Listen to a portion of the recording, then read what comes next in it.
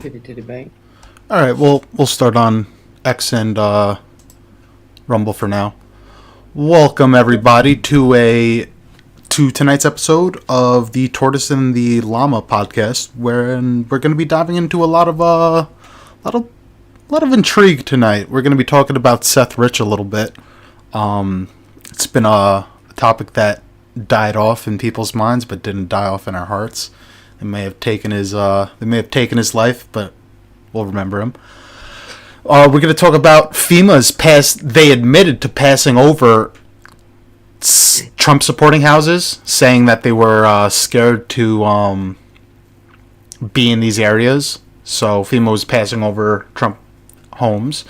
We got a couple of things. The embassy shut down in Kiev for a little bit because of the ICBM attack. I wanted to break down the Russian nuclear doctrine a little bit, and basically how Joe Biden is, by any factual standard, pushing us into World War III, and I will break that down exactly.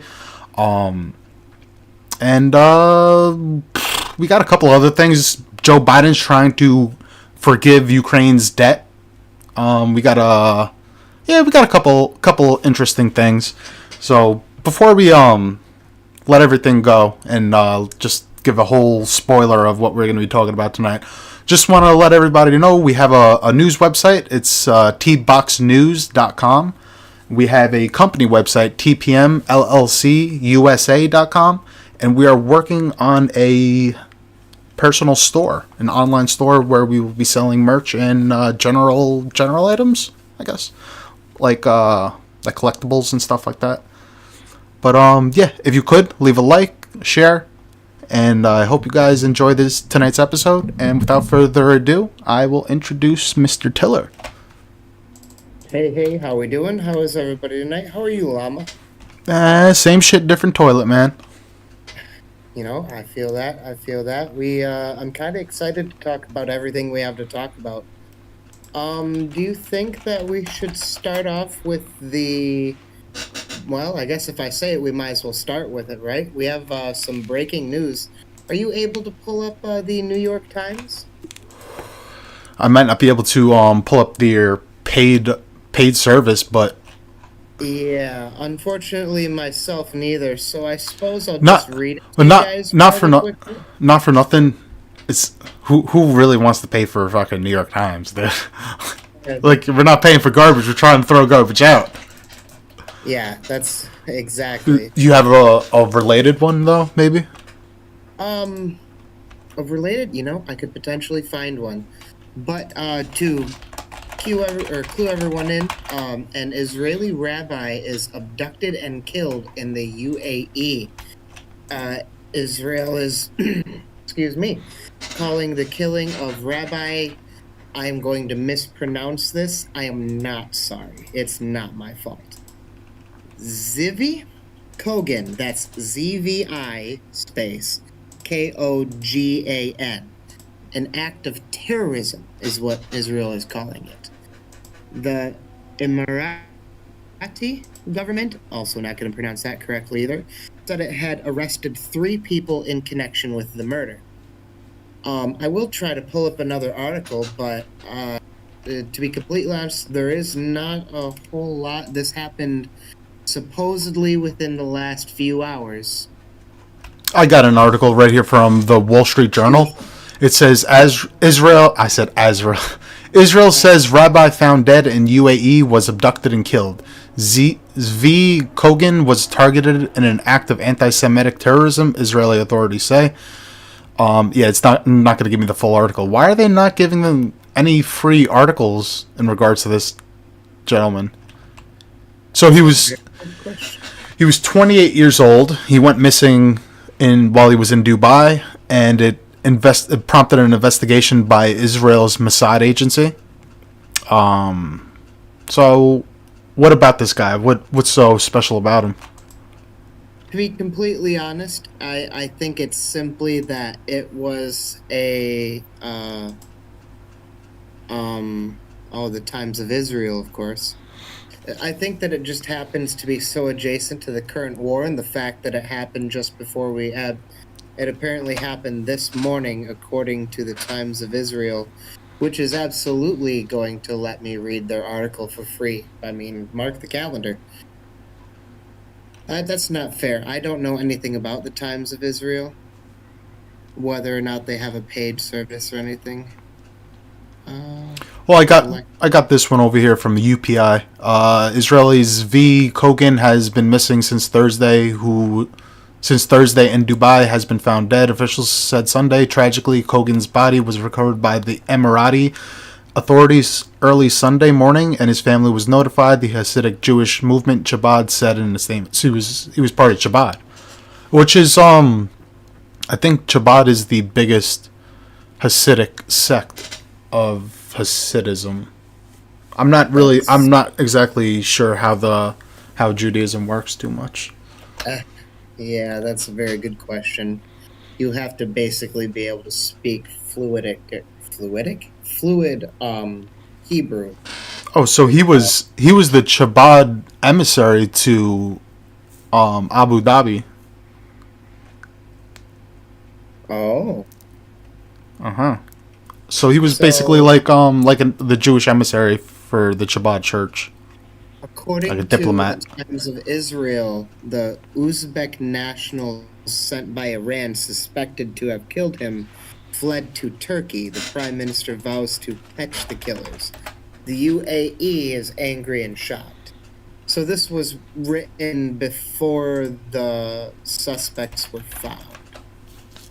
The body. Did you find how exactly he died? I did not. No. Is he? How important is this guy? Or elsewhere. That's a very good question. He's a rabbi, so. The Why Not News site reported that Kogan's car was found abandoned in Al Ain. It added, without citing sources, that there was signs of a struggle in the vehicle. So he was snatched out of his car. So why is this guy important?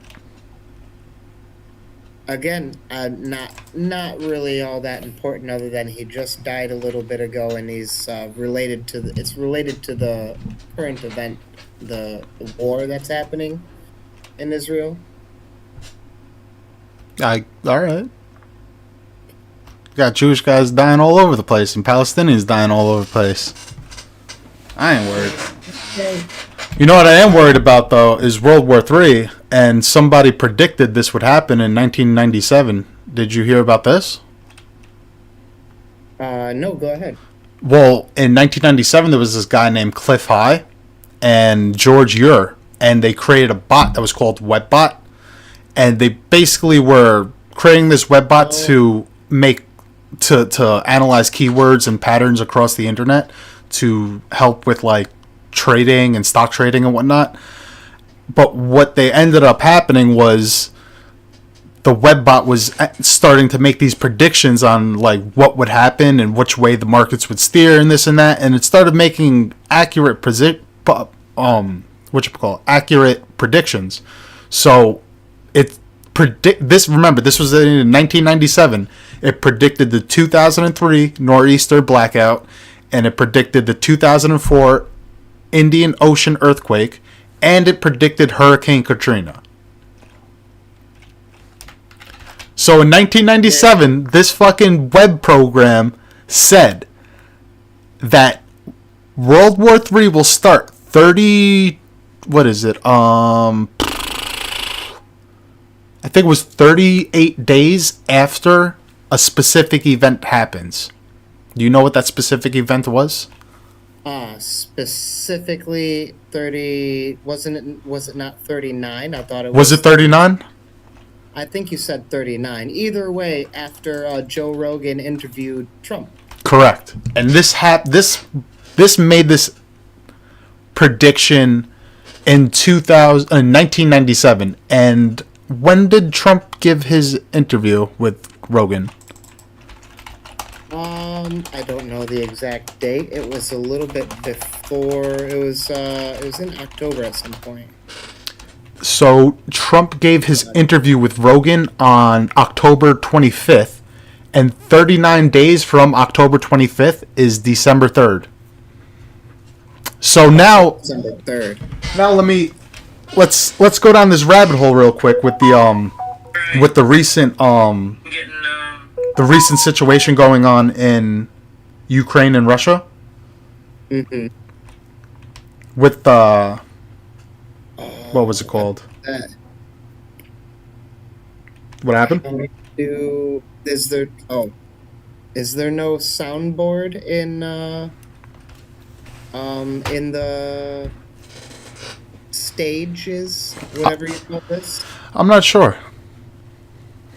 I'm not able to find it.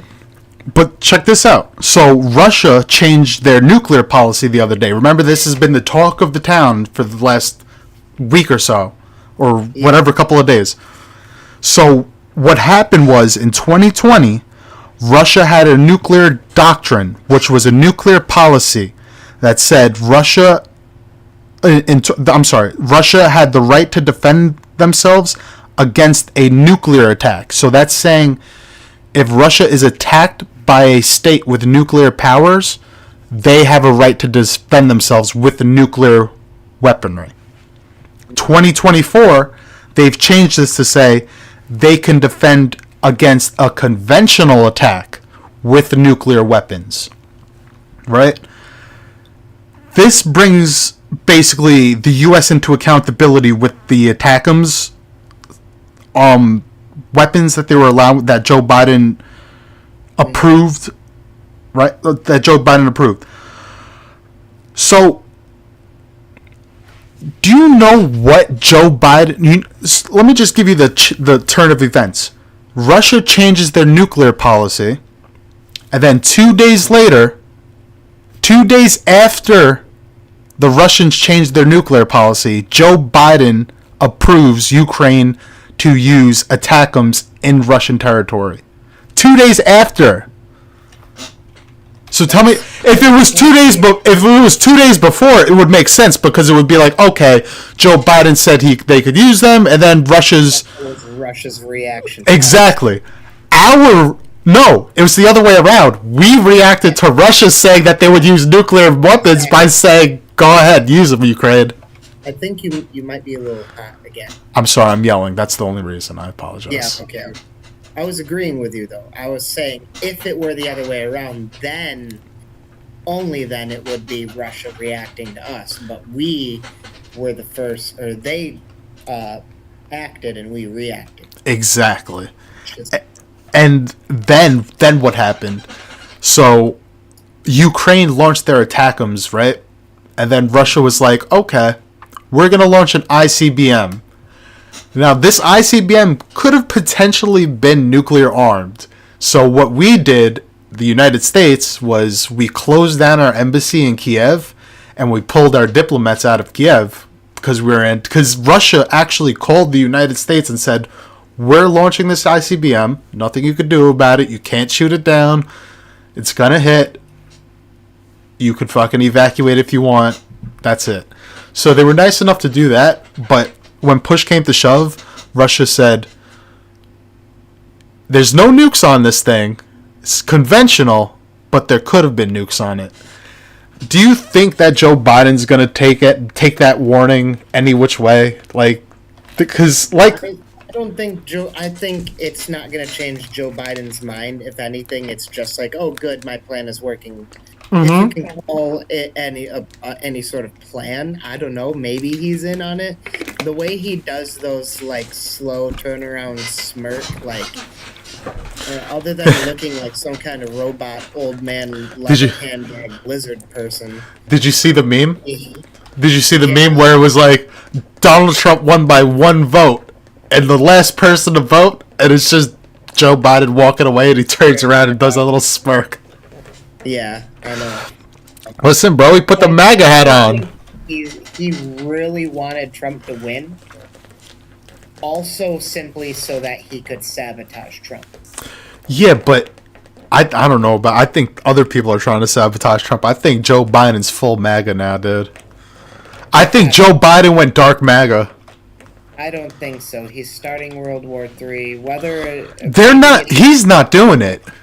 Maybe. That seems a little bit more far-fetched than he's just like thinks he's an evil genius, but he really isn't. Well, I think he's not all up there, and I think he's pretty mad about how they... Listen, dude, they fucking took him out of the race without him even knowing he got took out of the race. They kneecapped him mid-stride. They could start a war without him even knowing. Oh, yeah. I mean, yeah, that's true. It's completely true. I mean, all it takes is him to go like, yeah, I'm going to take a nap. I give you permission to sign my signature, secretary number 2, and number 2. Yeah, let's be honest, like, the way that Dr. Jill Stein talks, she, and she was at one of those meetings. She was in Joe Biden's stead one meeting maybe a month ago. I don't recall exactly. You think if Jill Biden and Joe Biden ran against each other, who do you think would win? Jill, because Democratic Party votes women typically 60% stronger. I mean, just throwing numbers, but I don't know if we're ready for a female president, bud. It would depend on the female. It would depend on I would absolutely be 100% buying. I wish that Tulsi Gabbard would have gotten the nomination over Biden. I would have voted for her over Trump. Yeah, but you know how much I like Tulsi Gabbard, and I see you trying to pull on my heartstrings right now, but I still wouldn't vote for her to be president. You really wouldn't? Nah, I don't think a female should be president, bro. I mean, any particular reason why you don't think a female's right for the job, or? I mean, listen, I'm sorry if I'm sounding sexist right now. No. But there's a whole lot of guys that are not going to get behind a female. I just don't think she's going to get the popular vote. No, I don't think she's going to get the confidence of men in the military. I don't know. Men in the military are usually pretty horny. And that's about it. I think that's... They ain't gonna be like, we're gonna listen to this broad and fucking go into fucking battle. Well, that's the thing. She's anti-war, too. Well, listen, if that's the case, if we never had to go to war ever again in our lives, that would be dope. I mean, I think Tulsi would have been able to make it happen if she would have gotten in right now. If she were getting in now, that if she would have won instead of Trump against Harris. Question. What a debate. A hypothetical right now. If I called you gay, would you be offended? I would react about just how I did there. I would laugh. Okay. Now, when a girl calls another girl a bitch, how do they get catty, bro? A little bit. Yeah. Listen. On the scenario, sometimes it won't end in blood. Guys could brush it off and be like, it's not that bad. Yeah. And sometimes you feel like you gotta check the guy, but usually only if you have to. Yeah, usually you can just see he's joking or something. My arm just vanished. Oh. It was a little weird because I was gesturing with it, but instead it just went away. But anyways, we'd be out here. We'd be out here up in the mushroom forest just talking about worldly events. Speaking of which, you want to... I don't know... Back to the material plane for 2 seconds. I don't know if I want to save this for Ian, or if Ian will even come, but I kind of want to talk about Seth Rich real quick. I really wish I had my soundboard, man. I'm a little spaghetti about it. Oh, we'll move back to the voice chat next time, alright? Yeah, it's alright. It's okay. Wah, wah, wah. Oh, that's the one that you wanted to use? No, it's not. But that's my current mood. Carry on. Maybe we'll save Seth for a little bit. I'll give I don't know. I guess I didn't really get too much of a reaction from either one of them. Maybe they're busy. All right. All right. So then we could do whatchamacall. The what is that? The FEMA passing over Trump houses. Yeah, let's definitely get into this one because I think it's absolutely. And they fully admit it. So and it's on video. So we'll play the video. Good. Yeah. Good. Do I have time to pop some popcorn, or should I just forget about that? You go, Papa. I'm kidding. Papa Smurf. Never mind. Just forgive me. Forgiven. I already watched some of it, so I gotta rewind it. I got no snare in my headphones, Dre. Hold up. Why is it not playing? Marnie Washington had alleged that was what was put into a system that would mitigate these interactions if they felt that it was dangerous. In these communities, a lot of them were conservative and Trump supporters, that they felt that FEMA had created an environment that had stated that those people made them feel uncomfortable, and that was the reasoning for them passing over these homes. What can you tell me about community trends in regards to this allegation that you made? Our disaster survivor assistance teams, part of what they do is go out into the community to understand what the impacts are and to understand what the survivor needs are. This is often called community trends, but things that we are looking at are impacts to access, roads that are out, water infrastructure, needs of the community. Did you get that the first time? South Carolina. Get what exactly? All right, I'll play it again. Okay.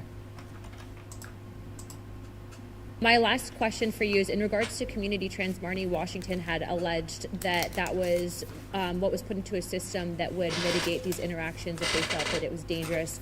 In these communities, a lot of them were conservative and Trump supporters, that they felt that FEMA had created an environment that had stated that those people made them feel uncomfortable, and that was the reasoning for them passing over these homes. So the reason why FEMA passed over these homes is because they felt uncomfortable with the Trump supporters. Yeah. Oh, yeah, I caught that. And actually, that was what I was thinking about. I was thinking the whole time that this went on is something that would make you feel rather uncomfortable is, I don't know, your house flooding or extreme weather damage. I would feel rather uncomfortable in that area, too. So I really don't think that having a Trump sign up is like what environment are they saying that they're in? Like, they're in a disaster scenario. They're not. Imagine if like you were a Biden supporter, but because of the hurricane, all the Trump signs got blown onto your property, and then they were like, "Oh no, this guy, we can't help him." He's such a Trump supporter. He's got 12 signs, and he's like, "No, Joe Biden, you, one of us, wrong. One of us." Google gobble. Well, I guess we'll play the reaction of the female lady too. Yeah. What can you tell me about community trends in regards to this allegation that you made? Our disaster survivor assistance teams, part of what they do is go out into the community to understand what the impacts are and to understand what the survivor needs are. This is often called community trends, but things that we are looking at are impacts to access, roads that are out, water infrastructure, needs of the community, like many places around South Carolina required oxygen bottles. If I can just interrupt you real quick, how many people have been impacted by avoidance and de-escalation? Do you have a number for that just nationally, or is there a database for that? I can tell you that for this particular incident at the direction of our employee, 20 homes were skipped. That's it. So 20 people mean literal jack shit to the current administration. Yeah, I mean, so I was talking with some people about this. What do you think are the chances that, like, this, because the guy got fired, guy, girl, whomever, and when that sort of thing happens, that goes up to the manager that gave the call, right?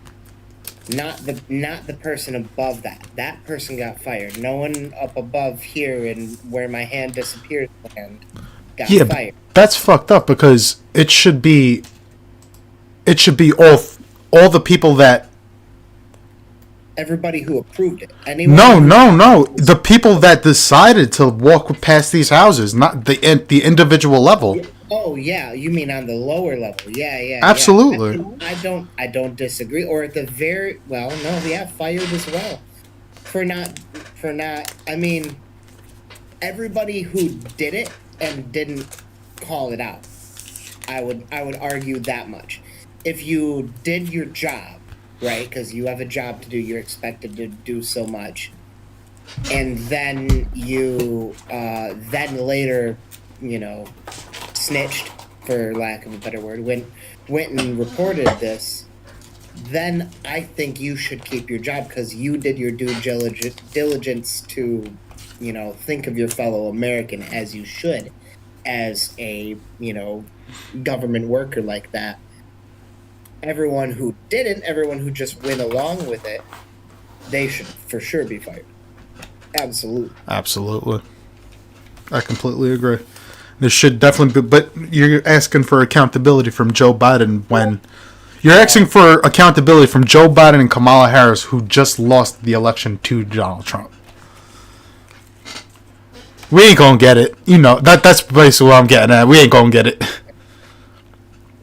Yeah. I mean, do you think they're gonna turn around to those 20 homes and right the wrongs done? I mean, it's now very much in the public eye. Maybe when Donald Trump gets into office, but I don't see it happening before then. Let me ask you a question. What's your opinion on China? China. Well, ancient China, very steeped in tradition, history, very beautiful country. And then China today. And not really a lot good came out of China other than really cheap stuff. What if I told you... What if I were to tell you there is one good thing that came out of China recently? I mean, several good things come out of China, but what's the most recent that you're talking about? I thought you said nothing comes good out of China. I said not much. Okay, let me redact. Let me admonish myself. Not a lot of good things come out of China that isn't cheap, or otherwise they have really good workers, is what I said. But to be fair, some good things come out of China. Unfortunately, hold on. You just made me remember how when you said that Chinese people work hard, they used to use Chinese people to clear out mountains by making them go into the holes in the mountains and put dynamites in the mountains to blow them up because they were so small. Yeah, I get that actually. All right, so the one good thing that came out of China recently was Xi Jinping specifically and Joe Biden agreed not to let AI anywhere near the nuclear buttons. Oh yeah, I heard about that. Under no circumstances. Wonderful thing. I think that's probably like a fucking 10D move on everybody's part. Like, that's fucking smart. I think everybody should agree to that because letting an AI be in charge, because it's not like Alexa's listening to me right now, so I almost feel like I have to choose my words. But it's not like that is such a question. Does the AI know of heaven? Can an AI get to heaven? And will not being able to get to heaven substantially affect their decision to push the big red button? Well, I ain't a computer expert, so I can't tell you what they would do and what they wouldn't do. I could only speculate. But that's probably the better idea not to let these fucking systems anywhere near that. Yeah. It's like one false move could go off and it'd be like, oh, nuke, we gotta go. If a human decides to just push the button on mutually assured destruction, that's one thing. You know, that's mankind's bad. You know? If a machine does it, that's still mankind's bad vicariously. But otherwise, yeah. The problem would be if computers ever gain sentience, they could basically use it as a weapon against us. Yeah. It's like giving a felon a rocket launcher and a cup of anesthesia and like hoping that that anesthesia fucking maintains their whole life and they don't wake up to their sentience. I don't know. Bad analogy. It's all right. It's not too bad an analogy. I was just checking in with our other server members. We will have somebody joining us here in a minute, I think. Well, you solicited somebody? I solicited. Ian will be on in a minute. They were watching a movie. So there is that. So that is some good news as of lately. That we don't have to deal with nuclear powered AI at this point. Yeah. Well, maybe there is nuclear powered AI. Very often. So pay attention. But thank you, Xi Jinping, and Joe Biden. That's a sentence. That hurt. I think the other nuclear armed nations should probably follow suit. I would love. It's that. not. Yeah, It's not. It's not that nuclear weapons are in the hands of AI at all. It's just that in any future potential scenario. Yeah, a promise not to do that is primo. Primo. Even if it's just a promise. So yeah. Yeah. And you definitely don't have to worry about no false triggers. That's always good. Because that's happened in the past. There's been false triggers in the past. Yeah. Yep. I for whatever reason it reminds me of an almost false trigger. Now, I feel like it was in the Cold War, and there was, I want to say, a Russian that normally would have been, like, for disobeying orders, would have been, put to death, I think, but more or less saved the world because there was a warning of an incoming, red lights going off, sirens, loud, deafeningly loud. And he's right next to it, and the siren's going off, and he's like, I just have a feeling it's a false alarm. And turns out it was a false alarm. And he had full permission to, if at all that light turns red, starts flashing and going, you are to push this button and launch. And it didn't happen. So thank you to that guy. Well, did you ever see the movie War Games? War Games. I probably have seen it. Sounds very familiar. It's a movie about a U.S. supercomputer, and it's basically simulated. It's built to simulate. I read the book. I haven't seen the movie. When did it come out? So it came out in 1983. It's a U.S. Oh, yeah. It's a You U.S. and I have talked about this before.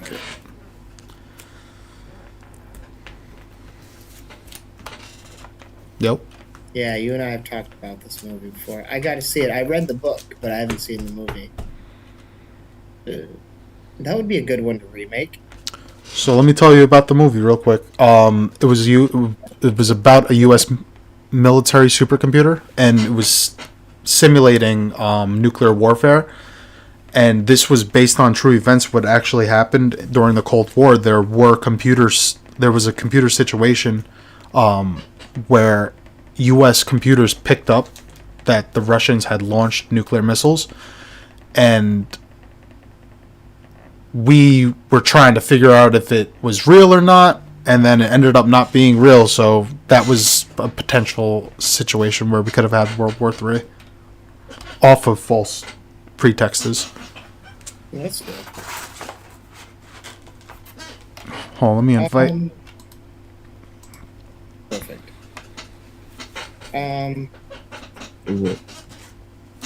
What's up, bud? How you doing? Not too terrible. Sitting here watching a movie. What are you watching? The Hateful Eight. What's that? It's a Quentin Tarantino's 8th film. Who's in it?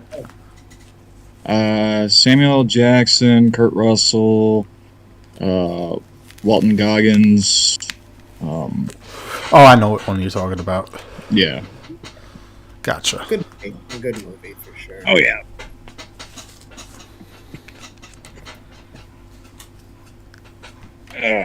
So what I miss?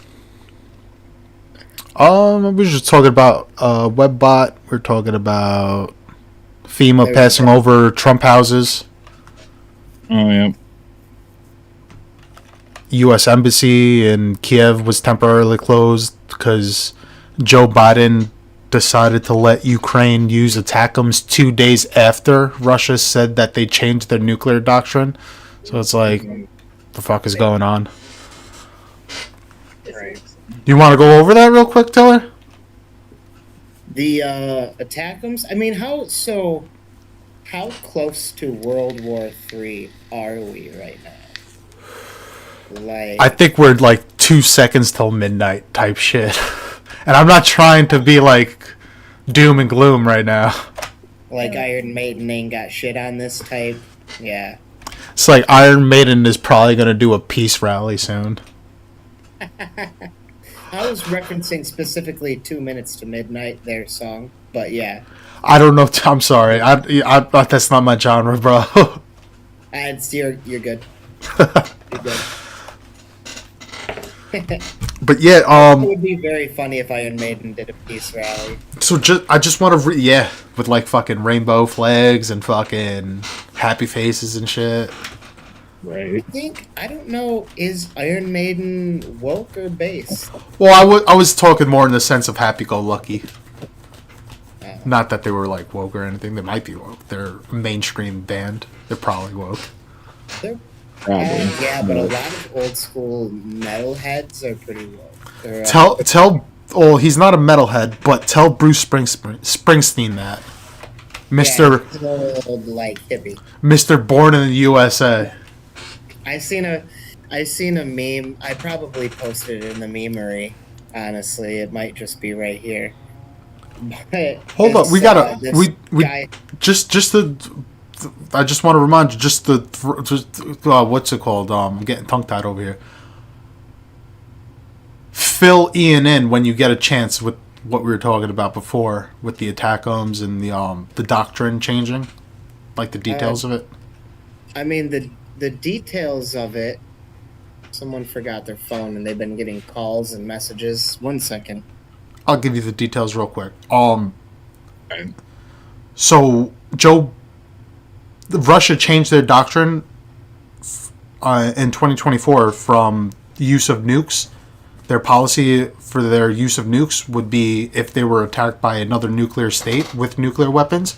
And they changed the doctrine recently that if they're attacked with conventional weapons by a nuclear state, and then they added the disclaimer, if a state, a non-nuclear armed state is being backed by a nuclear state, they would consider that non-armed nuclear state a nuclear state. So then, yeah. I watched that shit. So 2 days after Joe Biden, 2 days after Putin changed the nuclear doctrine, 2 days after that, Joe Biden came out and approved Ukraine to use ATACMS in Russia. And then Russia responded again after the ATACMS attack with the ICBM attack. But the ICBMs didn't have nuclear tips on them. They had conventional tips. Right. What do you think about that? It just goes to show the tip is what really matters. That's all that matters. Okay, as a history buff here right now, I'm looking at this situation and I'm just like, why do we have to recreate the Cuban Missile Crisis? We're like, because they did it to us, right? Yeah. We gotta Like, what the fuck are we doing here? We're just so much on the borderline of starting shit. It's not even funny at this point. Like, the memes are getting to the point of, like that one meme that it's, hey, I know it's real bad right now, but trust me, it's gonna get much worse. But listen, it's not like Cuba served any strategic interest economically to Russia. No, it was Other just than it was a battleground. really good place to Exactly, but Ukraine does serve a purpose. It's a gas highway, not a gas station. It's a gas highway. Yeah. It's also a major breadbasket of the area. It is. It's the biggest breadbasket of, I think, the world. Kinda. It's pretty close. Don't they make the America most just wheat? decided to be a breadbasket. That was what we were about. We could be very easily. Time out. Doesn't Ukraine export the most flour? I'm not 100% sure, but I'm pretty sure that's why we call them. I'm not sure. Let's fact check ourselves. Yeah. Self fact check, indeed. Yeah, I'm not entirely sure about that one. So Turkey exports the most flour. I apologize. Oh. So Turkey, Kazakhstan, Germany, Uzbekistan, and then it just says European Union. I guess. Pretty I wide was. fucking broad. Wow. Turkey contributes 20% of flour exports. Wow. I thought we had a lot of fucking. I guess not. I guess Turkey ain't even that damn big. Anyone else ever believe that Turkey was just filled with turkeys when they were kids? Man, you kind of ruined my segue because I was going to ask, speaking of Turkey, what are we all thankful for? No, that's the perfect segue. Thank you. But to be honest with you, I'm thankful that World War III hasn't started yet. I'm thankful for BBLs. Thankful to live in a first world country. Yeah. But wait. Let's build on that. Are we thankful to live in a first world country? I mean, I can't think of any other country I would rather live in. Maybe But no, what I'm getting at is, wouldn't a third world country build more character in a person? I mean, yes, it would theoretically, because you have to really work and struggle for every little fucking thing that you earn. But here, I mean, yeah, you have a different kind of struggle. Whereas This might be unpopular. This might be unpopular for me to say. character, so I don't think I need any more. I don't know if this is like disrespectful or unpopular for me to say, but I'm gonna just say it. Fucking third world countries are wasted potential. Is that a bad thing to say? I get No, what you mean. I guess not, right? Because India, they Not fucking really. people come here from India, they become fucking doctors. So like, it's pretty cool. Yeah. And do you see one of them going, I'm going to return back to India? No. Not fucking one of them. Because they don't want to deal with the fucking. Am I eating tonight? I'm a doctor, but am I eating tonight? Yeah. Did the person who made my food just scratch his ass before he got done making my food? Is he even wearing gloves? Yeah, exactly. But my point was that in first world countries like our great nation, like we have these situations where we think boys could be girls and girls could be boys because we don't have any other things to think about.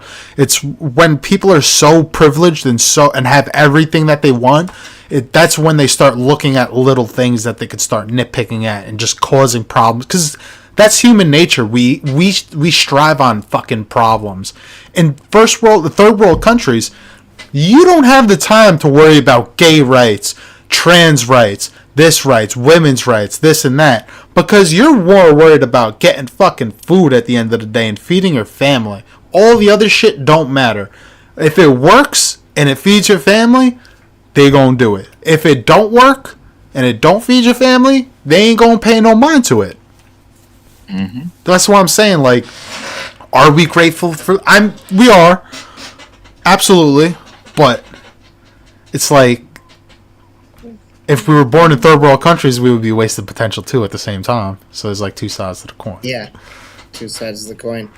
You could be All I'm gonna say is, man, I'm thankful to be in a first world country. Fact. You don't have to deal with malaria, Black Death, and fucking. I'm not worried about just suddenly being eaten by a lion. That's really my like. That too. Yeah, I'm not sitting here worrying every fucking day about, oh yeah, I gotta go get some drinking water from the creek or go wash my clothes, and then up pops a fucking crocodile. Yeah, but time out. If you were ever put in a situation where you had to fight a lion, you came out the situation, you would be that much more experienced, would you not? Well, I mean, yeah, and you would be known as the motherfucker that took on a lion, and people would be less likely to fuck with you. Do you really think that the one dude from Jersey Shores can take on a lion, though? Listen, bro, all I'm telling you is that the Spartans have had thousands of years of excellency, and everybody knows it because they fight lions. Alexander, terrible. Do you think that the situation would be able to fight a lion, though? I really wanted that Jersey Shores joke to Nah. stick, and I really should have let it die. No, what's the other guy's name? What was I know about Snooki, the situation, and that's all I know about Jersey Shores. Ian. Then, like a lot of hairspray and hair gel. What was the guy's name that was dating Sammy? Sam Wow. Sam, wow. Fucking, he was a lunk, dude. I bet you he could fucking fight a lion. Well, I mean, yeah, probably. But fucking like we're all like gym buff and not like really actually strong though. But hold on. You want to see a real motherfucker taking on a goddamn wild animal just for fun? Alexander Terrible. His name was Ronnie. Slaughter to Prevail. Slugger what? Slaughter to Prevail. Who's that? So Slaughter to Prevail is a Russian death metal band. And the lead singer, Alexander Terrible, he wrestles bears for fun. Yeah, but they're trained bears, right?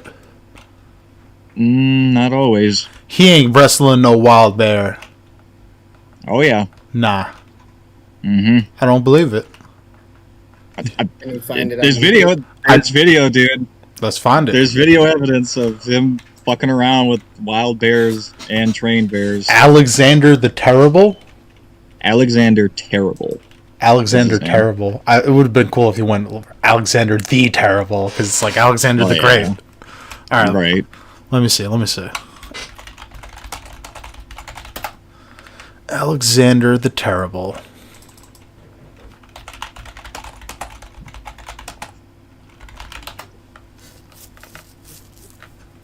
Oh man, I got a video. Hold up. I already got my screen up there. All you got to do is check it out. This is probably I got another one, but go ahead. Do you got a longer one or do you have a short? It's a short, but it's a bigger video. It's fine. Go ahead. All right.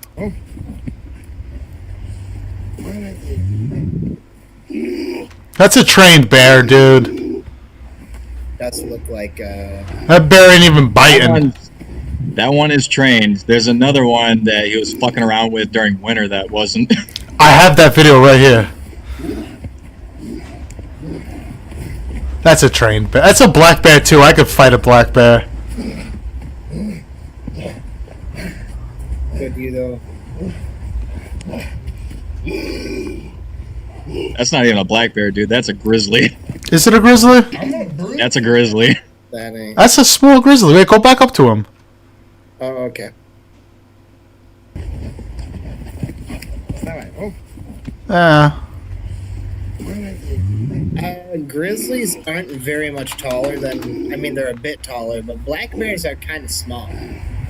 Like black bears are like 6 or 7, I think, feet tall. From what I understand, this is a juvenile. Okay, that could be. And it's a male too. Which the males, they're a little bit thinner. They're a little bit more lean. I don't think that's a grizzly bear, but we could agree to disagree on that. That's fine. I mean, I could be wrong. Look, he's riding it. Yeah. All right, let me play mine. Maybe mine is the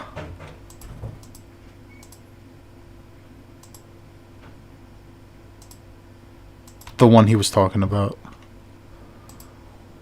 Yeah, this one. This one where he gets fucking mauled and it's biting the shit out of him too. Yeah, that's blood on his face. That's not real blood. No, he's got a gash on his face from it. He's got an actual scar from it. You can find it and see the scar on his face. I think that was fake too. Oh, I wrestle bears. I think that was fake. Not fake, but trained. Just because he has a gash. I've played hundreds of times with my dog, and my dog has scratched the shit out of me before. Not intentionally. I mean, fair enough. I mean, they were by a dog that felt like it was a bear. Yeah, they were face to face, dude. Like that bear could have easily been like, maim, eat face. You know, Yeah. at any point that bear could have been like, no. Dude, that bear would have just grabbed him by the neck and just it would. But also too, you got to think with bears. You got to think what is their motivation. Most grizzly attacks and even black bear attacks, it's a mother protecting her young, and they're vicious. Yeah, it would not have looked like that. Yeah. It wouldn't have just been playing with him like it was. Yeah. And that's what I'm saying is in the circumstances of bears, they're not always going to just straight up attack you. You got to give them a reason. And that the second one that we watched, I believe, was a brown bear. All right, yeah. They're closer. I don't know why I was thinking of grizzly bear, but yeah, you're right. It's brown bear. The brown bear is the first one. I think was a black bear. The second one was a brown bear. But brown bears are very closely related to grizzly bears. They're part of the same subspecies. Yeah. Well, you got to think during the time when there was a fucking land bridge between Russia and Alaska. What was that one bear called that was that went extinct, but it was fucking bigger than the grizzly bear? Oh, I know which one you're talking about. Arctidus? Yes. Short-faced bear. Short-faced bear, yep. Yeah, they could have fucking... And you know what's fucked up? They were here in America. Mm-hmm. They would have fucked us up big time. Oh, yeah. So you can't fuck with I was gonna say you can't fuck with Americans. You can't fuck with Americans. You can't fuck with humans, though.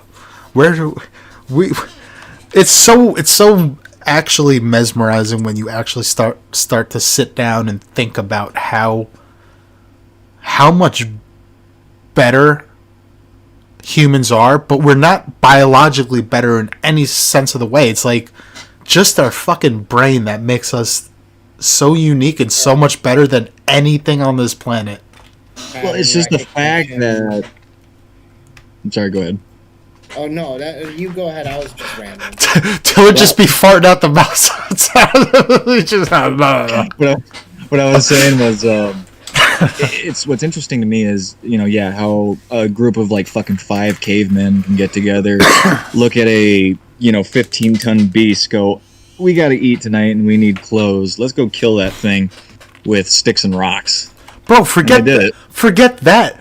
There was a point where America was like, we don't like buffalo. we're just gonna slaughter every buffalo in America.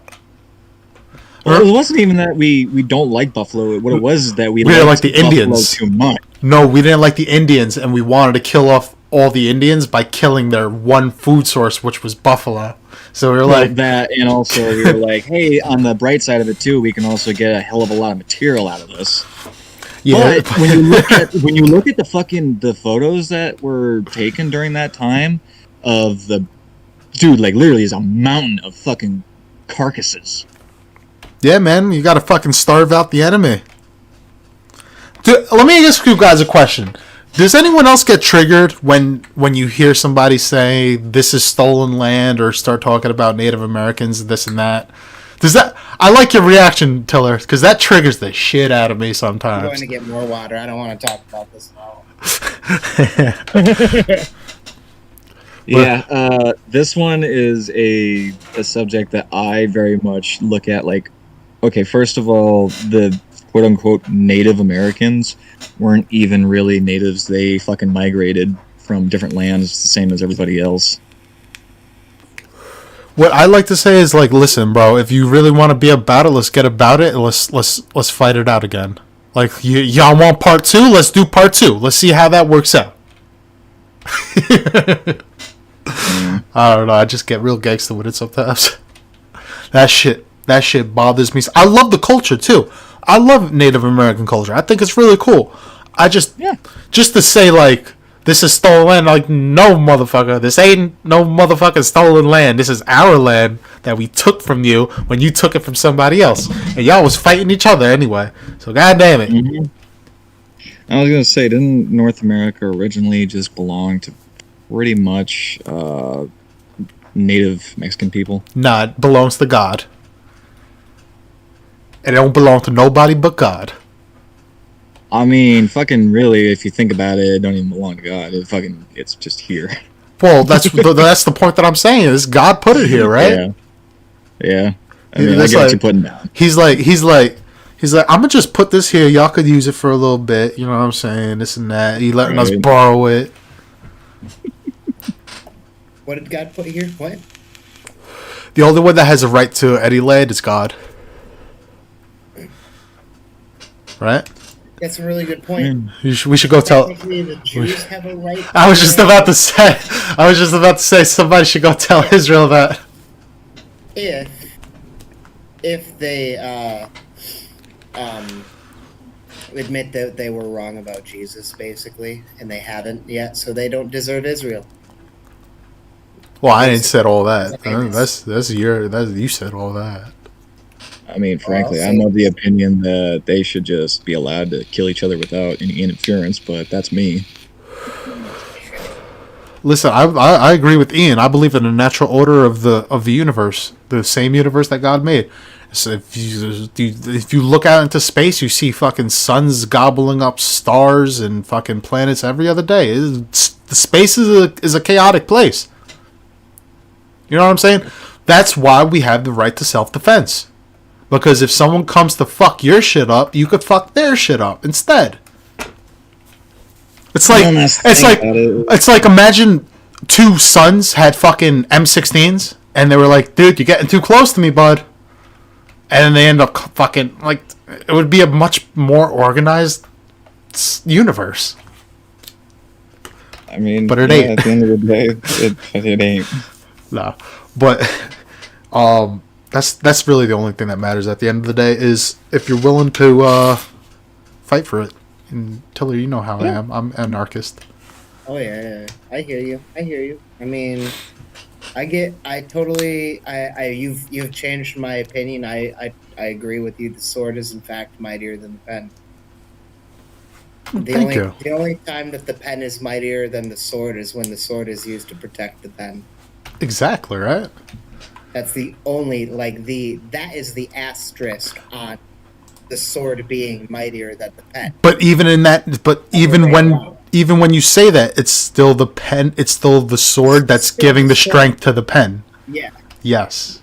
Yeah. It's when more or less it's when the sword and the pen work together. The pen becomes stronger than the sword. Absolutely. If the sword betrays the pen, which is what's happening in the world today. Well, I was going to give you the analogy was when you said that when the sword backs up the pen, I was going to say, look at America. And then now you're saying what you're saying, and I'm going to say, look at America. It's like now it's become so corrupt. Now the word don't mean nothing. Now they're just using the sword against you. Like now we have mayors saying that, I think I'd rather protect, illegal non-citizens rather than worry about my rising crime rate. I don't know if this is an unpopular opinion or a popular opinion, but I'm not too much of a fan of Malcolm X. I'm much more of a fan of Martin Luther King. I'm much more of a fan of Malcolm X, specifically for the reason that he understood that if you want justice, if you want accountability, and if you want to hold people responsible for the actions that they have committed, you can't axe them. Yeah. Am I right in thinking that early in his life he was kind of racist? Absolutely. Yeah, he was part of he did, because he was part of the Nation of Islam. He was doing all that, like, fuck this, fuck that. And then he left the Nation of Islam, and it was Should I just tell her? It was the Nation of Islam that killed him. Oh, really? Mm-hmm. They're the ones who assassinated him. Islamists. But there's one famous thing that he said, and I'm going to butcher the quote, but I'm going to give you a basic what he said. He said that the Republicans are no fan of the N-words, right? They don't, but the thing is, they don't try to hide it. They're like a wolf. When you walk up to a wolf, it'll show you its teeth even before you walk up to it. They let you know exactly where they stand. Democrats, on the other hand, are more like a fox. Well, they'll smile in your face up until you get right up nice and close to them, and then they show you their teeth. Smile in the face. That shit stuck with me, bro, for a long time. It's like that. And I only included the quote unquote N-word because that's exactly what he said in his quote. Yeah. And I wanted to hit as much as it hit for me when I read it from him. I feel like it's the Ohio Players have a song where they directly quote him in saying that they smile in your face. The song's called Backstabbers. Yeah. Well, he ain't the first one to say it, but he said it with such grace. Yeah. Oh, the Ohio Players came well after. Oh, it's the OJs. Excuse me, it's not the Ohio Players. The OJs. That's O apostrophe JAYS. 1972, Backstabbers. They smile in the face. What they doing? It's a good song. Great song. I'm just trying to pull up the quote by Malcolm X. Of course, of course.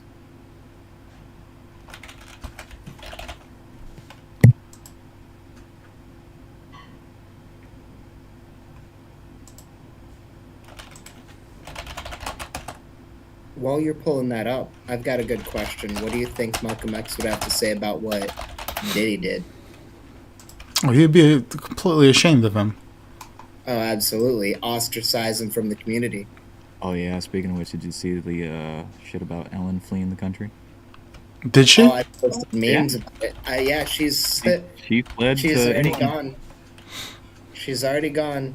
Yeah. And I posted the Simpsons meme, I believe it is. Let me find it real quick. Yeah, yep, right here, the Simpsons meme. I'm moving to England because Trump won, and Lenny turns and goes, "What'd he say?" And he says, "I don't know, something about being on the Epstein's client list." All right, I'm sorry. I do want to rehash the Malcolm X quote because I really like this quote and I want to say it. Yeah, get it. He says, the white conservatives aren't friends of the N either, but they at least don't try to hide it. They're like wolves. They show their teeth in a snarl that keeps the N always aware of where he stands with them. But the white liberals are foxes who also show their teeth to the N but pretend that they are smiling. The white liberals are more dangerous than the conservatives.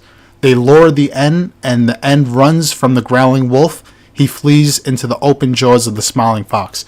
So this is actually a dig on both of them, because he would say that basically the wolf is making you run into the wolf into the fox. Now again, this was back when Malcolm X's day. I think today Republicans are a much more diverse coalition of people. We have the Hodge twins. We have a lot of people that are not just white. So this quote is still true today, minus the white conservatives aren't friends of the end either. Because now today the Republicans are completely diverse. We're willing to take everybody and anybody. We don't have a set identity, whereas the Democrats are still exactly the way they are. They're the foxes. They're still the ones that are being like, we're the party of the black people. We're the party of the minority. We're the party of this. And it's just... Even black Democrats are racist against other black people. Like, Oh my god, they are the worst. They are. What'd you say?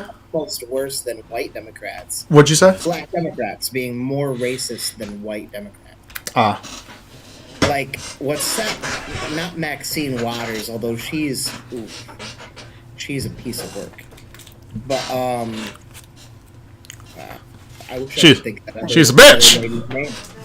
Yeah, I mean Maxine. Yeah, don't let them sleep. Let them know no rest or whatever. I almost sound like I'm speaking scripture or whatever. Oh yeah. Whatever it was when she was chanting, we will make them feel unwelcome. That is her exact words. Make them feel unwelcome. Well, that's fucking fine. Her voice cracks. Let's make them feel like they need to fucking leave the country then. How about that? Or you can just make them feel like you can't make it without us.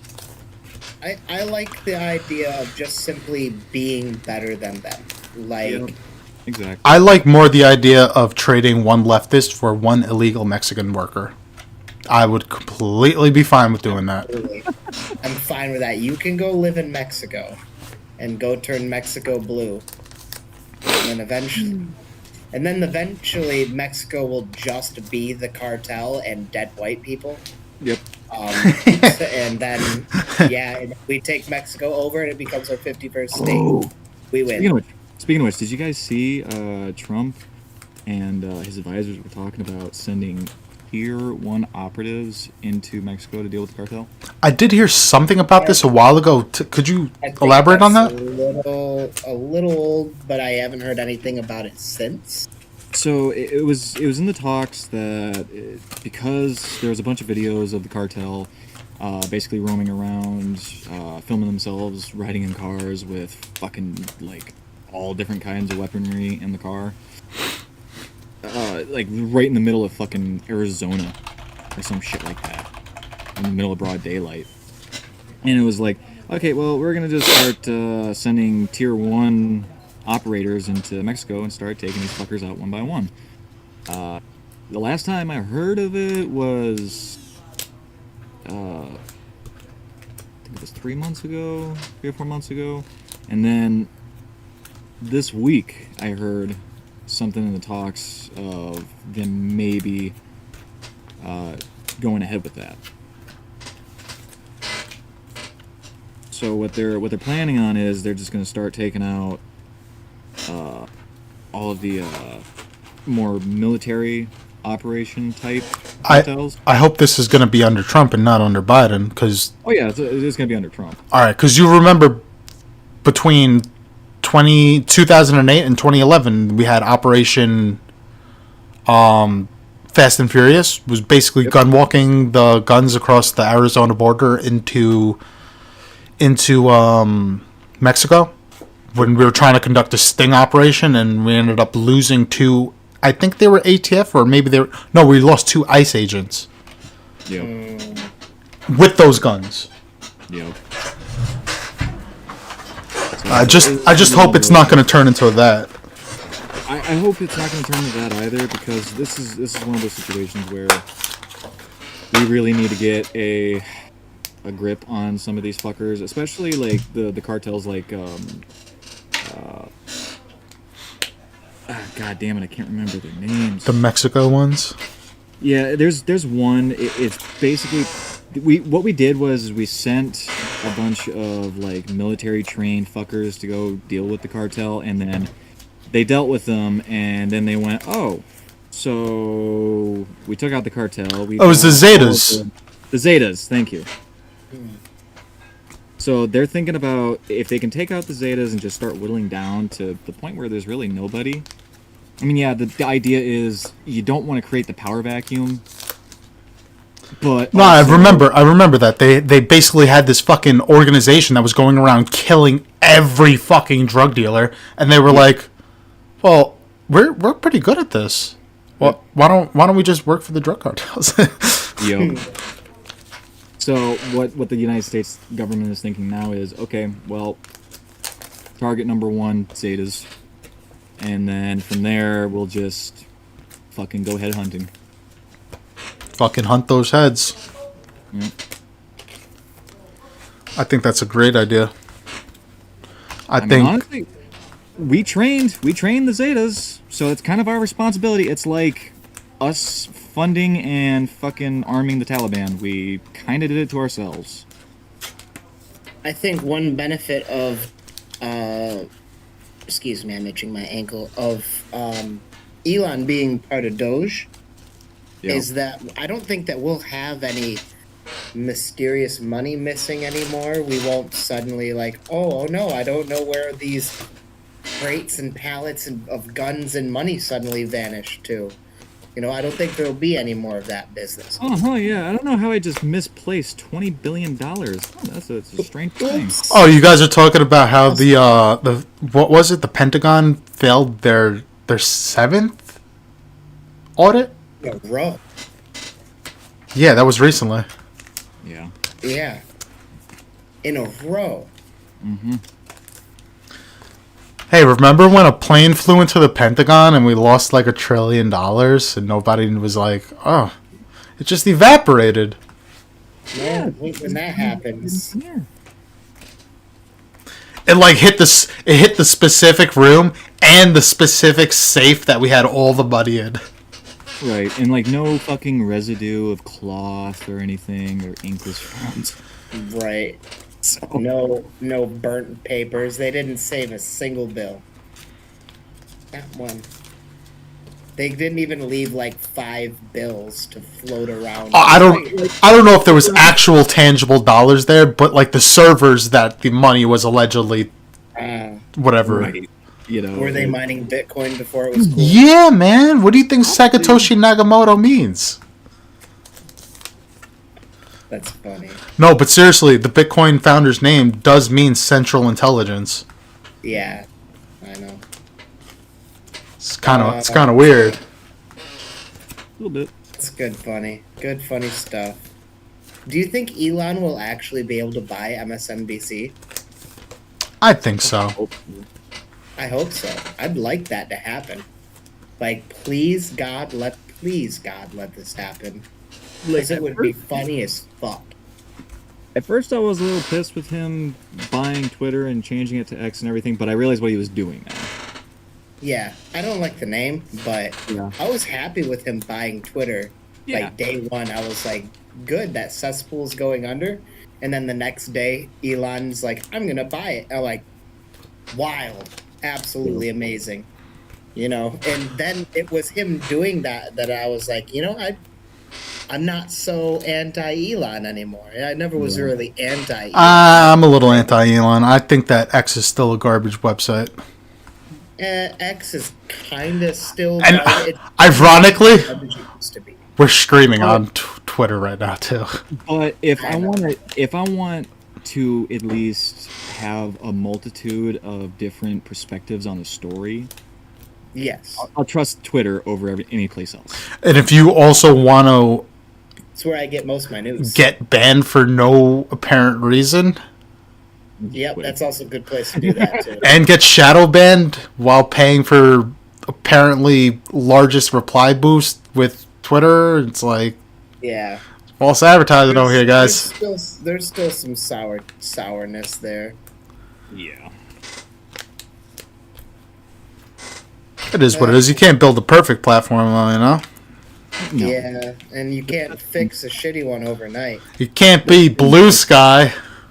I was thinking about that the other night myself. I was like, Blue sky. if I had the resources, the know-how to just build my own fucking free speech media website, I would. But the thing is, I would have to limit it to just strictly North America because, then you run into issues with other countries because, somebody on another server in like the UK may not have a problem with what they're saying, but somebody from the government might. I have a And good I got an question. answer to it. Yeah, you're actually not allowed to have certain opinions in other countries. Yep. You could get arrested for that in Britain. Mm-hmm. It's funny that Ellen moved to Britain. It's like Britain has less rights, human rights than America does. Yeah. By any stretch of the imagination, too. It's like, why? Why would you go, because you're scared you're such a fucking clown. It is what it is. Go ahead. Bye-bye. Bye. See you later. Have fun. Yeah, let's see what happens when she goes over there and she calls a British person a nonce. I don't even know what that is. What's a nonce? A nonce is it's British slang for calling somebody a pee-pee toucher. Interesting. Yeah. Speaking of pee-pee touchers, we got the Democrat Denver mayor has responded to Trump's promise that he's going to deport illegals. You want me to share my screen? No, you don't have to. I got it. Okay. Well, what are you going to share? Oh, just probably the same link that you've already got pulled up. Oh, yeah, go ahead. All right, cool. So, the Denver mayor said, we're not going to sell out those values. Well, let me get you the exact quote where he was basically saying that So what happened was the Denver mayor said that he would have an armed confrontation with the federal government. Yep. I do have the quote from him, several quotes from him even, up on screen, how Denver's mayor, he said, we're not going to sell out those values to anyone. We're not going to be bullied into changing them. I'll tell you the exact quote where he threatened violence, basically. He said, more than us having DPD, which is Denver Police Department, stationed at the county line to keep them out, and when he says them, he's talking about ICE agents, you would have 50,000 Denverites there, Johnson said. It's like the Tiananmen Square moment with the rose and the gun, right? You'd have every one of those Highland moms who came out for the migrants, and you do not want to mess with them. This guy is basically inciting violence against the federal government. Yeah, it's more or less like saying, I have the quote pulled up on screen. Tiananmen Square, yep. More or less he's just saying, like, if it comes down to it, I'll start civil war between the federal government and the state government. And with this being said, because we all know that this is how the Democrats are thinking, but with this said out in the open, it throws the whole January 6th argument out of the fucking window. Talking about January 6th is a fucking insurrection, they're trying to overthrow the country. Look at this motherfucker. He actually is the mayor of a large city who has official capacity to do shit like this. Mm-hmm. So you want to talk about insurrection? Talk about this guy instead of fucking January 6th. Not only that, but it's in the Constitution that it clearly states that we have the right to freedom of speech, the right to bear fucking arms, all in the means of contesting our government. If we feel like something's going fucking wrong, we have every right to stand up and say, no, we don't like that. Change your ways. Well, hopefully the people of Denver fucking vote this jerk off out. Hopefully. Because that's pretty inflammatory to say, and just to protect the fucking illegal immigrants. Like, come on, your citizens don't even want them here. Yeah, and not only that too, but it's like when you've got people that are, you know, in the like Trump candidacy that, like, for example, when you've got people that are so far into the fucking spotlight that they really cannot have dirt on them, it is impossible in this day in media to be clean. Yeah, and even if you are clean, they'll fucking AI generate something. Exactly, and it's like, you know, I'm more willing to trust the fucking 32-year-old YouTuber as the director of the ATF versus some fucking cunt that doesn't know a damn thing about a firearm. Speaking of cunts that don't know a goddamn thing, he goes on to stuff his foot further into his mouth. Speaking about the housing affordability, we'd love to look at partnership for how they can help provide resources and support us to bring on more housing that workers are going to need all over the state. But then he goes on to comment about RFK's desire to take fluoride out of the water system.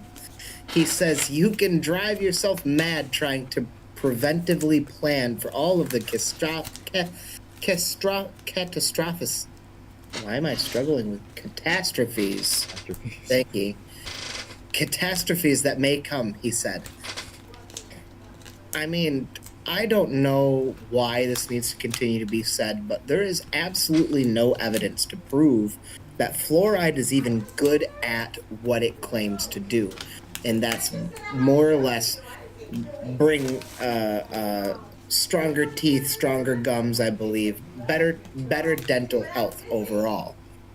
I mean, actually, we still have my screen open? I'm just gonna go right here. What is it? It's also supposed to break down the calcium buildup in the pipings, if I remember correctly. That could be it. Because that's like the biggest fucking How do you problem. spell the fluoride?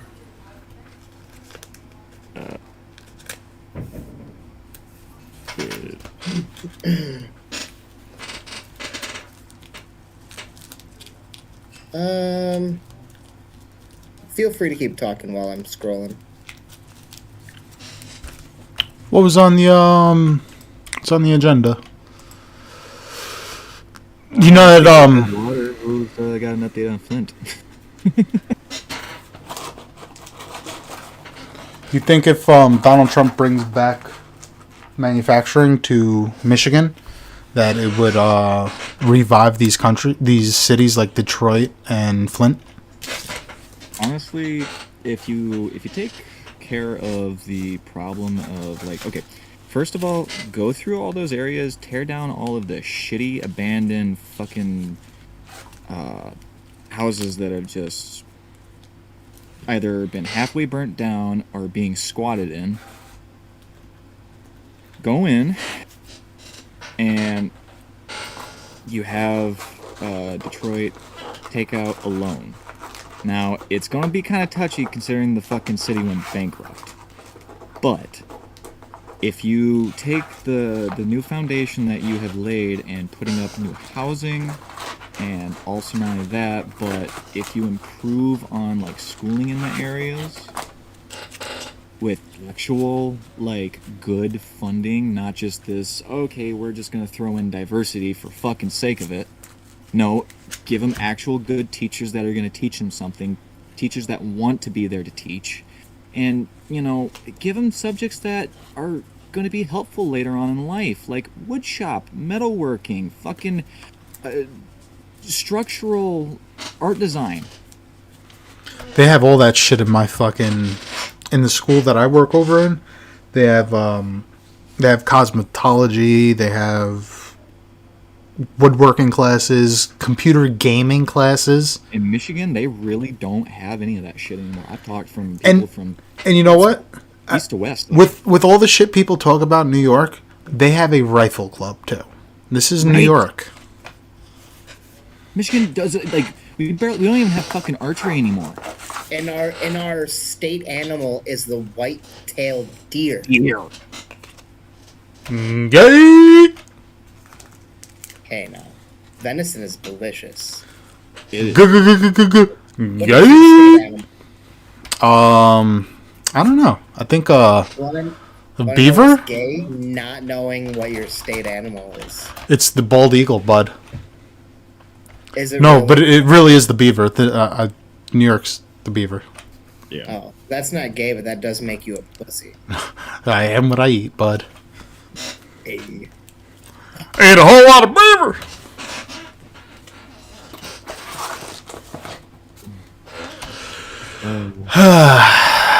Fucking beavers, dude.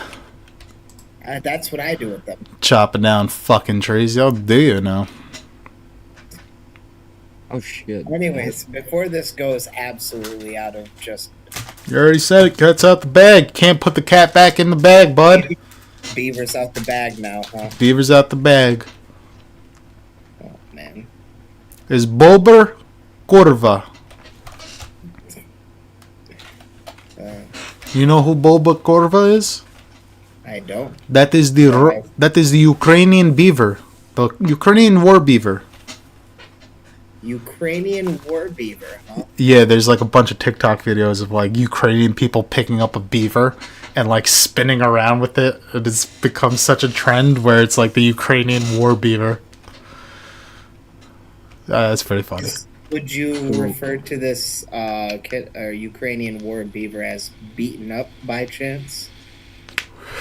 You're damn right it is. You're damn right. I'm gonna go smoke, so I'm gonna hop on my phone, and then when I'm done, I'll just do that again, but in reverse. Very nice. No, there was this fucking story that I ran across. It was a person was watching TV in their home in the U.S. and they got some signal interference, and I guess it was North Korea, and they fucking managed to actually record the whole broadcast for like the whole fucking day. What are you talking about? So I can't remember exactly where the hell I fucking found this at. Let me see if I can find it again. Don't let him in. Don't let him in. Don't. Ah, shit. Bitch. Fuck! I have the power. Fuck!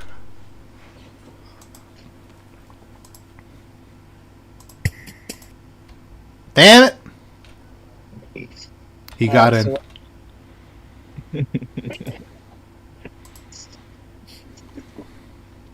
What's the news, bro? Yeah, what's the news, bro? I don't know, bro. What's the news, bro? Bro, what's the news, bro? Oh, you know what? I got some news. Jim Cramer a day or two ago said something positive No, about wait. Bitcoin, and it went all the way down to 95K. Wait, I thought Ian had the news. Okay, Does so Ian have the news? it was an Ontario man who Yeah, because Tiller only got the Jews. Ontario man trying to compete with Florida man? No, it was an Ontario man who stumbled upon a North Korean state TV broadcast. What'd they say on the state TV broadcast? I lost. So what the broadcast involved was starting at 8 a.m. It started off with a pledge to the Kims, and then it went into marching parades and military parading, dress and shit like that. And then it was it went into some like educational propaganda shit. You ever see the movie The Interview? Yes, I did. Imagine if they put out the same exact video that they opened the movie The Interview with. It's like Death to America. Yeah, Llama, what'd you say? Did you hear? You got me now? Yo. There you are. What did you say at the end? How it would be funny if North Korea like recreated that video and they were like Death to America. They were like singing it and shit. You would be surprised of how fucking true it actually is. They do have. They literally talk songs about. that they send to their children. They literally, in the fucking broadcast, talk about how great North Korea is and how they want to bring death to America. So let's pop it off then. Stop talking about it. Do something. That's what I'm saying. It's like let's they're throw it actively like throwing propaganda and broadcasting it to their fucking people 24/7, all day, every day, that they want America dead and how they're the greatest country on earth when they're fucking starving. Well, bro. Am I gonna have to play this fucking Joey Diaz message again, guys? All I got to say is military budget. Anyway, Bring it on, have a great cocksucker. weekend. All right, I'm gonna play this fucking thing again because I don't think people got it the first time, especially North Korea. So let's play it again, guys. Well, let them know. And let me tell you something. Hit it, Lee. Are you pulling up like a screen of it? Yeah, I got it up right now. Get up, cocksuckers. It's all over. Listen, we had a rough couple of months. Fucking Katrina's cousin Maria. The other one, Puerto Rico, Houston, fucking Florida. Listen, it's been tough up to now. The earthquake in Mexico. You know, the White House, whoever the fuck is going on. But it don't matter.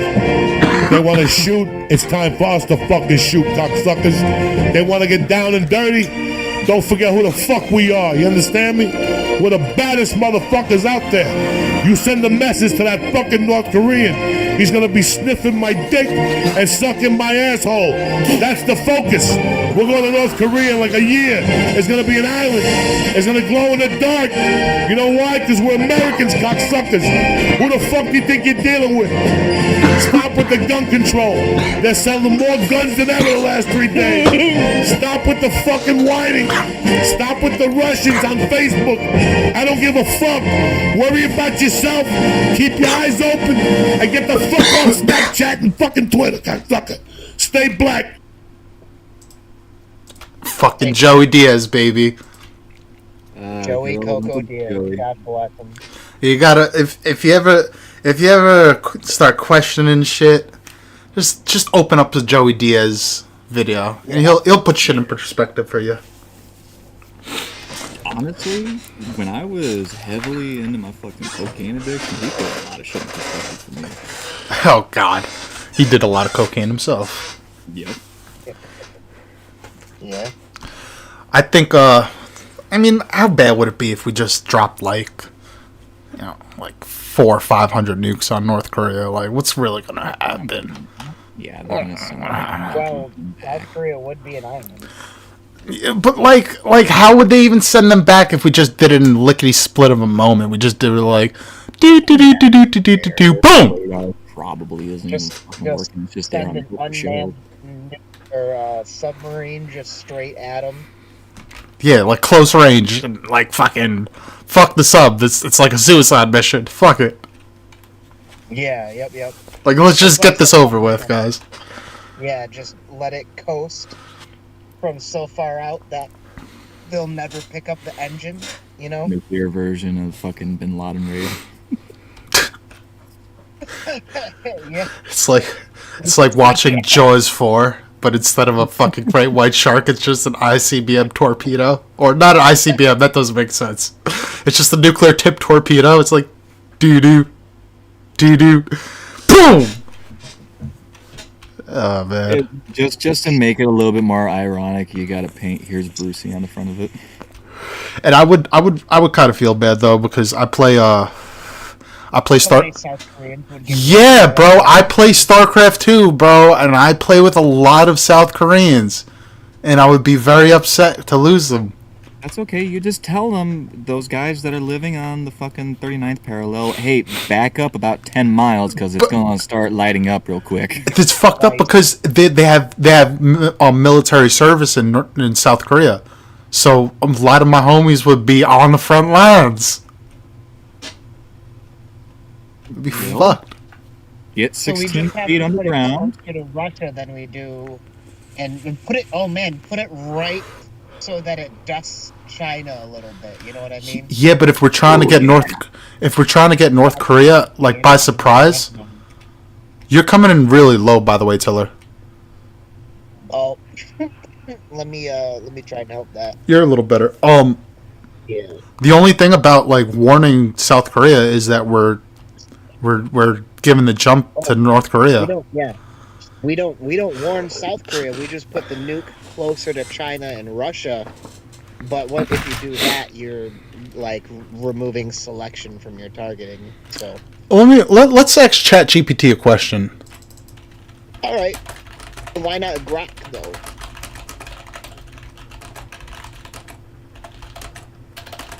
What's the question? My question to ChatGPT, and I'm only using ChatGPT because I have 4.0, whatever the fuck it is. So I pay for this bullshit. Here we go. How many nukes would it take to completely destroy North Korea? The number of nuclear weapons required to completely destroy North Korea would depend on several factors, including the size, yield, and target accuracy of the nukes, as well as the intended level of destruction, military only versus total annihilation. Factors to consider: size of North Korea. North Korea covers approximately 120,540 square kilometers. Alright, I'm fucking done reading like that. Let's just get to the fucking nitty gritty.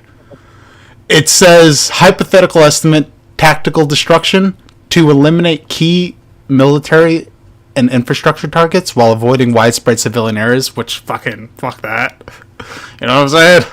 It might take 50 to 100 tactical nukes, depending on the yield. Which I feel like we could totally do. We could give up like 100 nukes and still have much more to fight Russia afterwards and China. Grok goes into detail. It's like what did it say? It depends on this, but it goes the geological scope. North Korea has 46,540 square miles, and then it goes into the amount of yield or explosive power of a bomb rather than distance. So basically, it kind of keeps going and says a SAR bomba, the largest nuclear weapon ever detonated, had a destructive radius where 100% fatality is expected within about 15 kilometers, roughly 9.3 miles. With the epicenter for 100 megaton yield, which is spicy. Continues on. A rough estimate from available discussions suggests that it might take around 2,000 nuclear warheads to, quote, completely destroy North Korea. Goes on to say, though this is highly speculative and depends on various factors like targeting, yield of the bombs, and strategic objectives. So I think that we could do enough damage to kill 90% of the entire North Korean population. And let's not forget, it's not really the people of North Korea that we're worried about. Fuck that. Although we could, to lean towards what you just said, if we do this, we're going to make enemies across the world, guaranteed.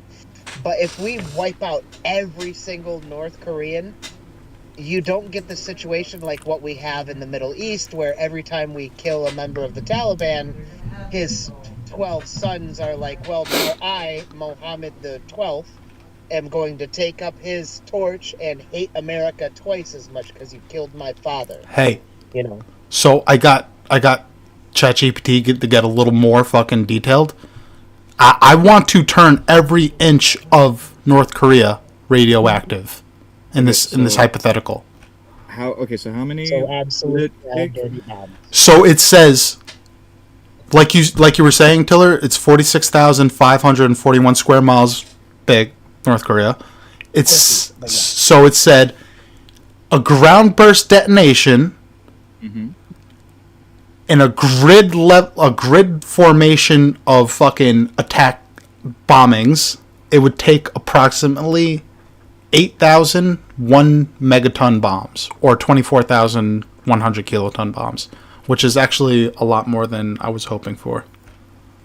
Yeah, Do we you think that would have start war with 3 or South 4,000? Korea for giving them we have permanent northern nightlight? 3,708. Yeah, we don't even have enough. Did you guys hear me? No, say again, Tiller. Do you think that would start a war with South Korea for giving them a permanent northern nightlight? You Oh, think sure, boy. you're asking if South Korea would be mad at us for making a 24/7 nightlight next to them? Yeah, just north. Hang on.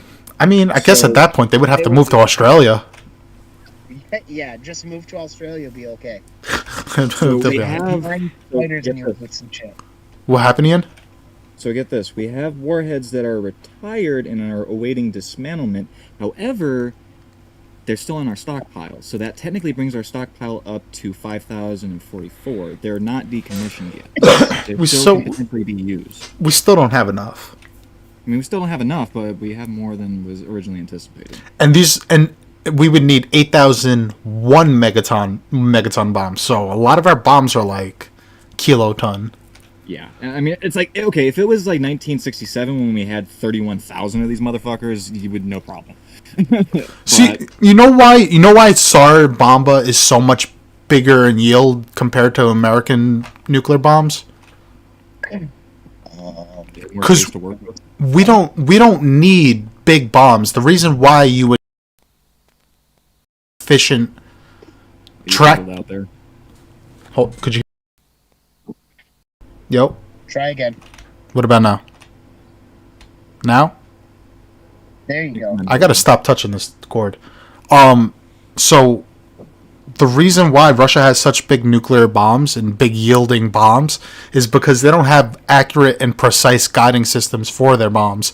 So if they wanted to nuke the White House, they're not dropping a nuke on the White House. It's not going to happen. It's going to explode maybe a mile off from the White House, a couple of yards off the White House. That if America, Room for error.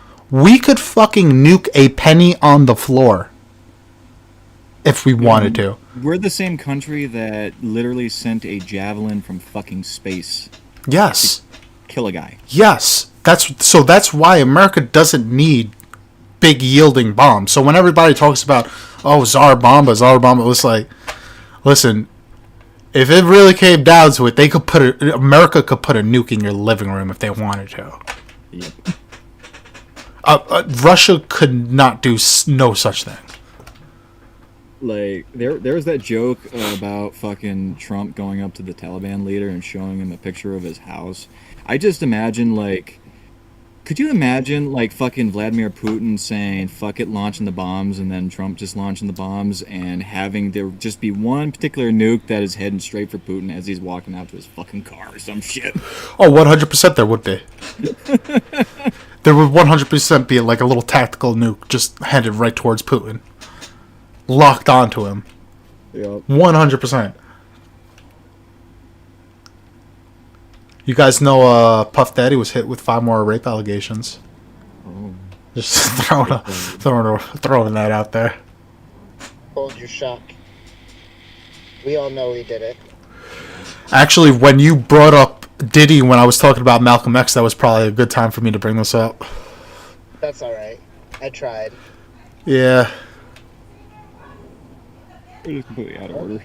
So now he's getting fucking Me Too'd like crazy right now. Everybody's like, I was thinking about it too, bro. I live in New York, bro. I could easily be like, yo, I was at a party with Diddy. I don't know if he did it. Did he do it?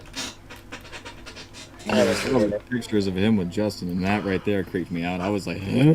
I could probably find a picture of Diddy and me at the same event. Maybe not at the same time, but at the same event. Be like, I was there. Hardly damning evidence. It's circumstantial, but it's still evidence nonetheless. And that's what we go with now, because it's easy as hell nowadays. Listen, I think he's guilty as fuck anyway. He's one of those guys. Up face. Ian, Mm-hmm. would you like to get into this Seth Rich? Oh yeah. All right. So, just for the audience, I don't know if everybody knows who Seth Rich was, but I will give a quick rundown of who he was. Seth Rich was a employee of the DNC, the Democratic National Committee, and he was killed on July 10th, 2016 in a what they will call a botched robbery, where he was killed, he was shot from behind, killed, and nothing was taken on him, and it's been a cold case. They don't know who did it. This happened at 4:20 in the morning on July 10th, 2016, and he was on his way home from a, I believe, party. But any which way, Seth Rich, the reason why Seth Rich was so important and known about was because WikiLeaks, right after his murder, released a bunch of emails. These were the DNC email leaks. And I don't know if everybody remembers, but during 2016, the Democrats blamed Russia on it and said that Russia was colluding with Donald Trump to steal the election. And this was all part of that, the DNC leaks. Now, it's speculated, it's not proven, because Julian Assange is a man of merit, and he refuses to give up his sources. Although we would all love to know, we got to respect the man for not giving up his sources, but it is speculated that Seth Rich was the man who gave Julian Assange those documents which Julian Assange released. Now, the thing with Seth Rich is, like I said, he was quote-unquote murdered, or I would like to say assassinated, and they say it was a failed robbery. They didn't take nothing. They didn't take his phone. They didn't take his wallet. They didn't take his shoes. They didn't take nothing. They just walked up and killed the man and walked away. The FBI has not released what caliber gun was used in the shooting, so that's a little bit suspicious, because on that same day, let me try to find that article. While we're talking about assassinations, rest in peace, JFK. He was assassinated 61 years ago the other day. Yes, he was assassinated on the 22nd.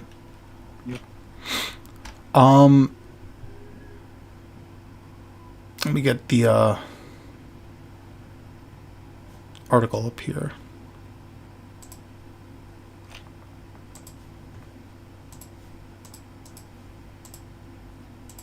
Alright, so Seth Rich was killed on July 10th. Again, July 10th at 4:20. Right before that, at 12 a.m. to 2 a.m., between 12 a.m. and 2 a.m., a FBI vehicle was burglarized. And why this is even of interest is because this vehicle was burglarized at H Corridor near H and 7th Streets in northeast in Washington, D.C. Now, this was done 2 hours before the killing of Seth Rich, and the location was about a mile away. So we'll do, damn, I don't want to put it in my Google right now. I definitely can't do that. Alright, you're just going to have to take my word for it, and you're going to have to do the research yourself. You put in where this vehicle was parked and where it was burglarized, H Street Corridor, near H and 7th Streets in Washington, D.C., and then you put in the address of where Seth Rich was killed. And where was it? He was shot about a block away from his apartment on the corner of Flagler Place and West Street Northwest. Now, if you put that into your Google Maps or your GPS, you'll see that it's about a mile away. And I just think that it's suspicious, considering that we have never learned the caliber of weapon that was used to kill Seth Rich. But we do know that this FBI vehicle was burglarized on the same day, 2 hours before the assassination of Seth Rich. You guys have I'm sorry, I went a little long there.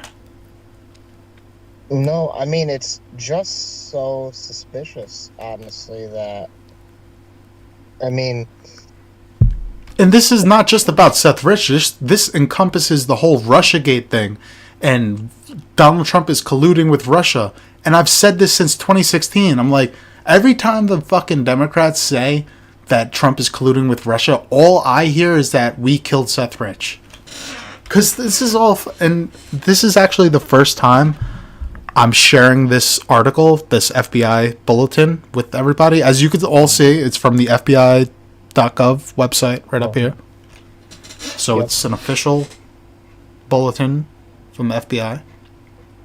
You could search the link yourselves. But this incorporates the whole Russiagate thing, the whole Trump is colluding with Russia to fucking overthrow America. I think these people are just so guilty. oh man. And they're just trying to hide their guilt. It's...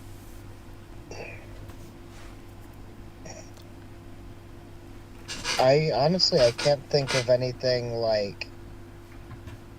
Because there's no witnesses that have come forward, you know, so like the robber... And the They had time to finish robbing. And the family got paid off. They're cooperating with the FBI. They refuse to tell anybody any information about what happened to Seth Rich. Yeah, they're saying that it was just a simple sociopath. Like, the official story is that it was a botched robbery, and that they just shot him and didn't take nothing. Which is bullshit. It's complete bullshit. Like, even if it was like a fucking accident, number one, he was shot twice. Mm-hmm. Yeah. That was intentional. That was an intent to kill. Yeah. From behind. So, like, you didn't even, like, ask him for his wallet. You shot him from behind. If you shot him from the front, then it's like, at least the person was asking for the wallet, we could say. We could speculate. Like, and I so badly want to see, like, the crime scene documentation to see if there was anything like gunpowder residue on his clothing or anything like that, which would tell us whether or not the fucking perpetrator Close was range. up behind. Yeah, how close together the shots are. Yeah, because the closer it is, the more personal it is, too. Mm-hmm. Mm-hmm. You know, you could shoot somebody from a distance, but to, like, walk right up behind them on some real suspect shit, that really proved the intent. That you were really there to kill the person. Yeah. Mm-hmm.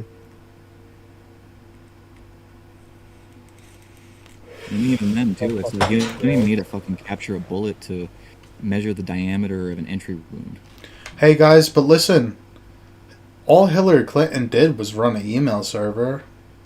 That's all she did. And then deleted all those emails and bleached her hard drive and Hey, what's so bad about deleting emails, bro? What are you, some type of anti-emailer? You don't need to worry about flaunting a bunch of classified documents and then immediately discarding of them once you realize that you're going to be up shit's creek. Bro, I think it's more than classified documents that bro was talking about in those emails. I think it's much more incriminating. I'm sure it is. Oh, man. We have access to them still, I think. WikiLeaks is still around. Yeah.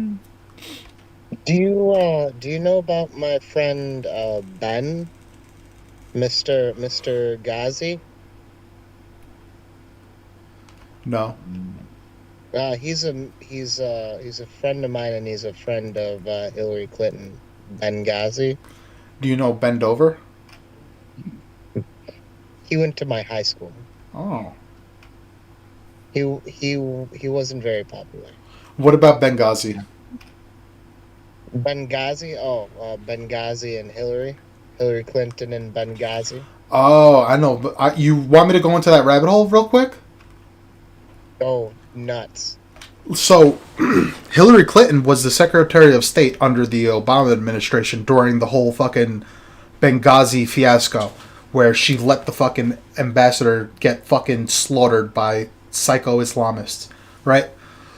And then these people backed us when we fucking went to go overthrow their leader, and that's believable. But anyway, the whole gist of that was Gaddafi at the time was accumulating a large amount of gold, and he was planning on. This is all documented. Well, this part is documented. He was going to make a new currency called the gold dinar, and he was going to introduce the gold dinar to all the African countries and make that the gold, the currency of all of Africa. Now the problem is, back in World War II, after post World War II, we think that we decolonized and this and that. You know, the United Kingdom let go of all their colonies. France let go of all their colonies. Portugal, Netherlands, they let go of all their colonies. Da da da. It's not the case. If you look at most of the West African countries, their main primary currency is the West African franc, which is still subservient to the central bank of France. So when we talk about decolonization, it never really happened. We just gave the illusion of independence, but we still basically control them through their central authority, central banking systems. So Gaddafi was going to change all that with the gold dinar. France and Britain were like, we don't like that. So they paid Hillary Clinton, through her Clinton Foundation bullshit, to basically overthrow the Libyan government and squash that whole dream of the gold dinar. And basically keep all the African countries indebted to France and Britain. So that's about the Benghazi thing and fucking Clinton. Speaking of rabbit holes, I went down a rabbit hole myself the other day. Please do tell. So, I was looking up on instances that happened in the early and mid 2000s, and one of those that I looked up was the BP oil spill. Ooh, I like this. And so I was looking at the owners, and I was looking at the funding of everything. So when they were building the rig, it was everything that was every circumstance around building that rig and getting it set into the location where it was in the Gulf, all had to deal with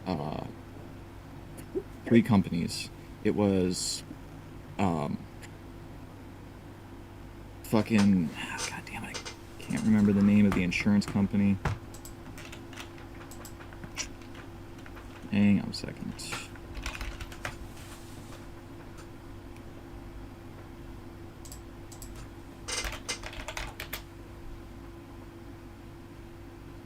It was Deepwater Horizon's fucking insurance company. All right. Well, you want to continue? We'll just Anyway, fill that in.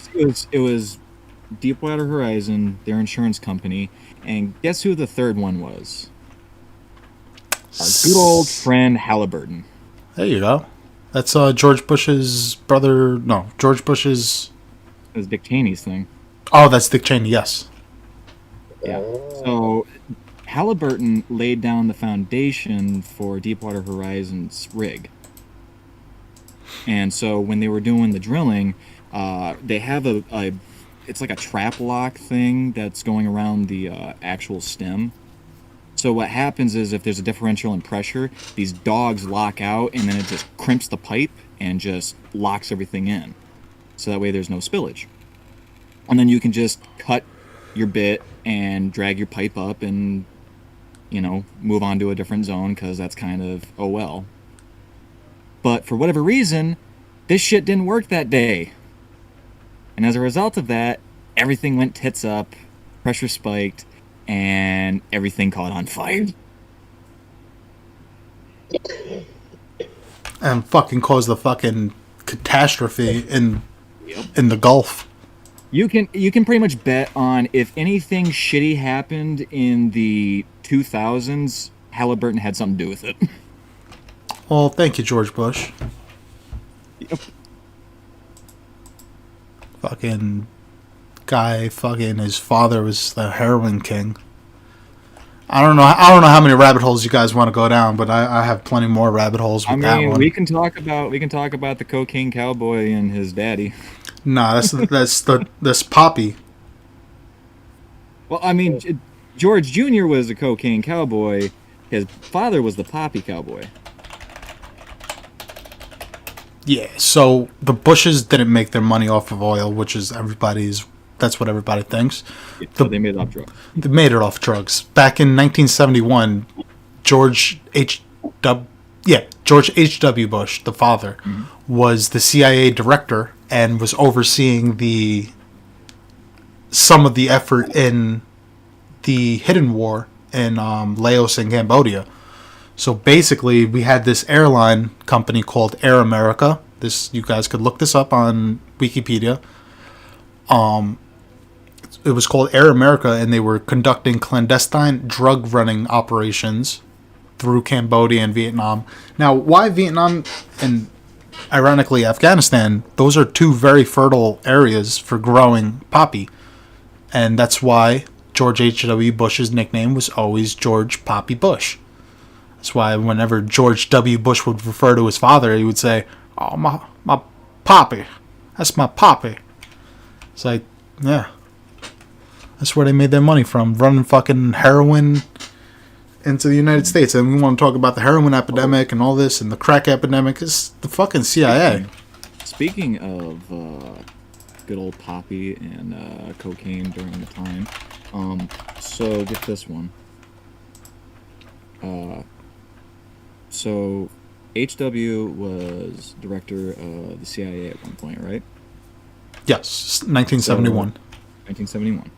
And so he was hearing little whispers about one of his former operatives by the name of Barry Seal doing cocaine runs in Colombia for a man by the name of Escobar. And he didn't like the idea of cocaine exactly taking over the market, because it was really taking over the fucking market. It was kind of sending heroin down. Like, really, really down. It wasn't until the 90s that shit picked back up again. And so one of the things is, once we caught Barry Seal, he got released back out into the public without witness protection, and not about 72 hours later, he ends up dead right in front of his house. What, did he get 2 shots to the back of the head from behind? Oh, no. He just got a drive-by with a fucking MAC-10 right across his car as he was getting out of it. So Barry Seal was enlisted in the Army National Guard for 6 years. Then he went to active duty for 6 months, followed by 5.5 years of inactive duty. Then he was assigned to the 20th Special Forces Group and graduated from the United States Army Airborne School Selection and Training. And he had an MOS, was a radio telephone operator. It looks like he had a pretty interesting past. He did.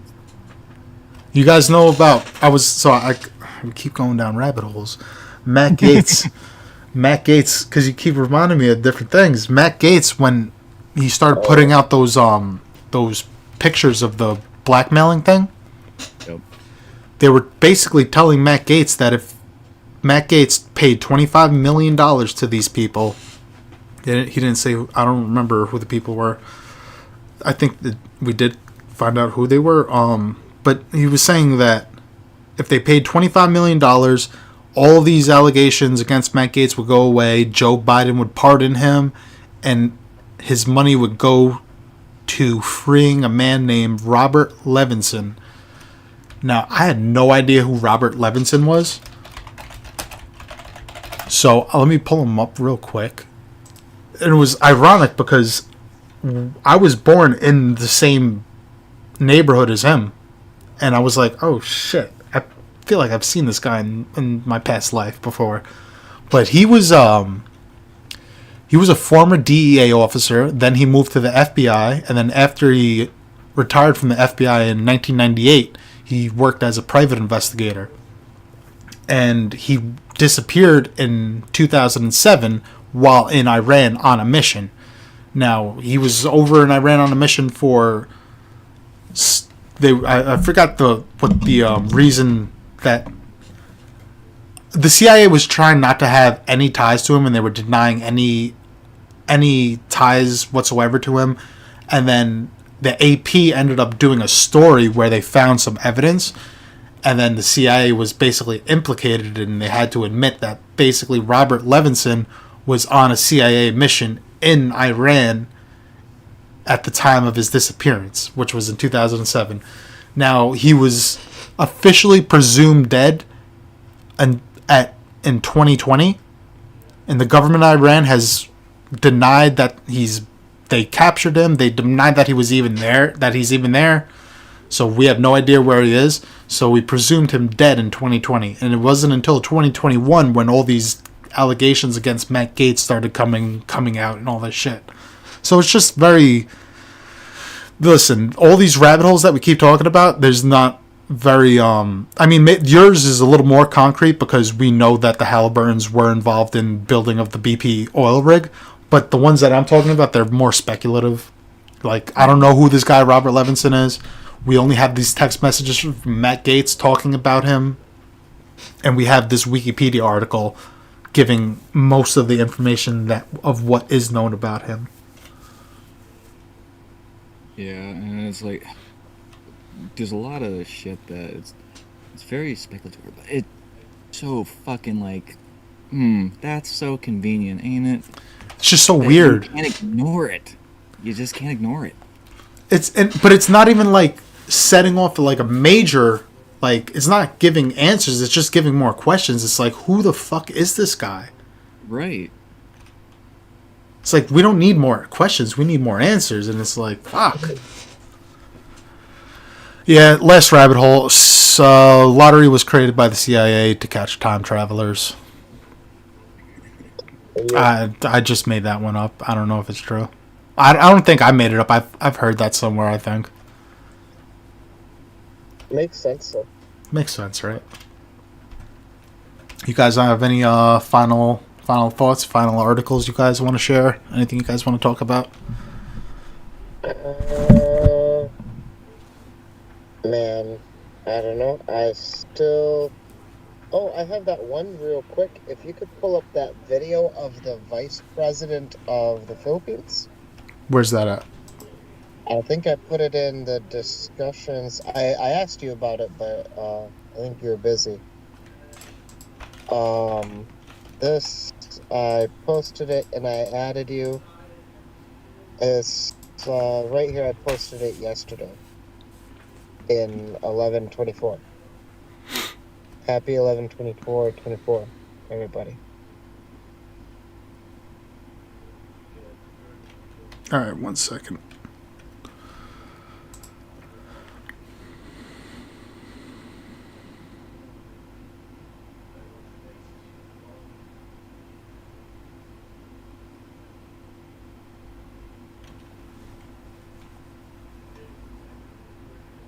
Which one is it again? Oh, Philippines, I got it. Yeah. It's the first, posted it yesterday video.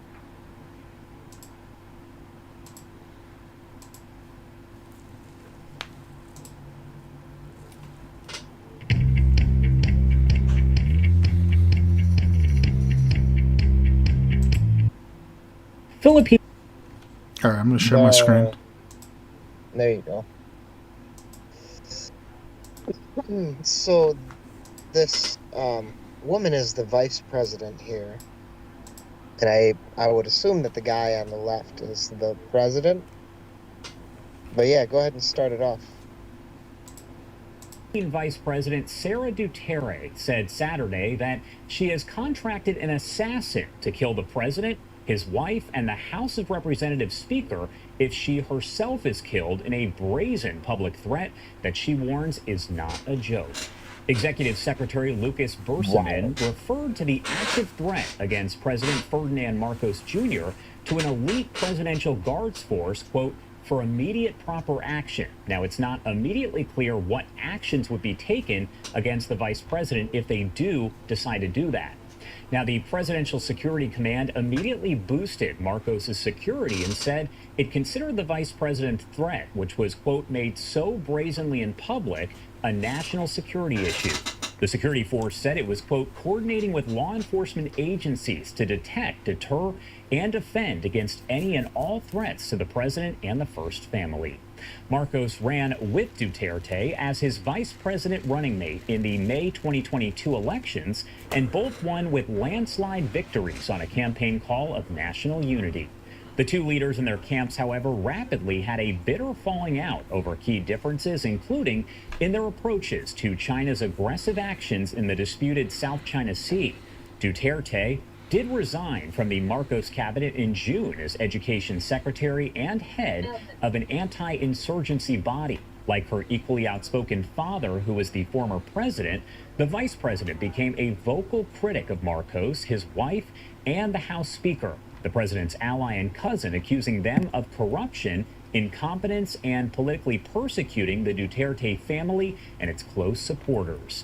Her latest tirade was set off by the decision by House members allied with several of these officials to detain her chief of staff, who was accused of hampering a congressional inquiry into the possible misuse of her budget as vice president and education secretary. Now, one of them was later transferred to a hospital after falling ill. And how you feel about this? It's just so wild. I haven't really been, because everyone's talking about like how crazy what she said is, so when you try to look up anything, there's not really anything saying whether or not she's had her life threatened to warrant this or anything. That bitch crazy, bro. She's nuts. How you go on the internet and be like, I'm about to pop off on this nigga and he the president, by the way? Like, what? Y'all remember when Duarte was arresting niggas? Ooh, I shouldn't have said that. Yeah, I let my New York shit slip. My bad. You let your New York shit slip. This is like fucking. Listen, bro, we got like 2 people fucking watching. It ain't no big goddamn deal. New York shit. My bad. Remember when? We're gonna have to edit this video. Listen, remember when Duarte was being like, "You smoking weed? Not jail, death." Remember he was given the death penalty for people smoking weed? Yeah. I mean, I don't recall this, but I believe it. Yeah. When was this? Duarte was the president of the Philippines, and he was like arresting and killing all the drug dealers and the drug users. Jeez. Yeah, so you can't smoke weed in the Philippines, apparently. You'll never guess. Oh yeah, fucking Philippines. You get death sentence if you just show up with a fucking roach. You'll never guess who came through with the reason why this bitch acted so crazy. The Hindustan Times. The Philippine President Ferdinand Marcos Jr. has received an assassination threat. Okay, here we go. So the assassination threat came after the House of Representatives decided to detain VP Sara Duterte's Chief of Staff, Zulikia Lopez. So basically her, as someone I assume appointed by her, was arrested, and she must be wigging out thinking like, she said, "I've given my order. If I die, don't stop until you've killed them."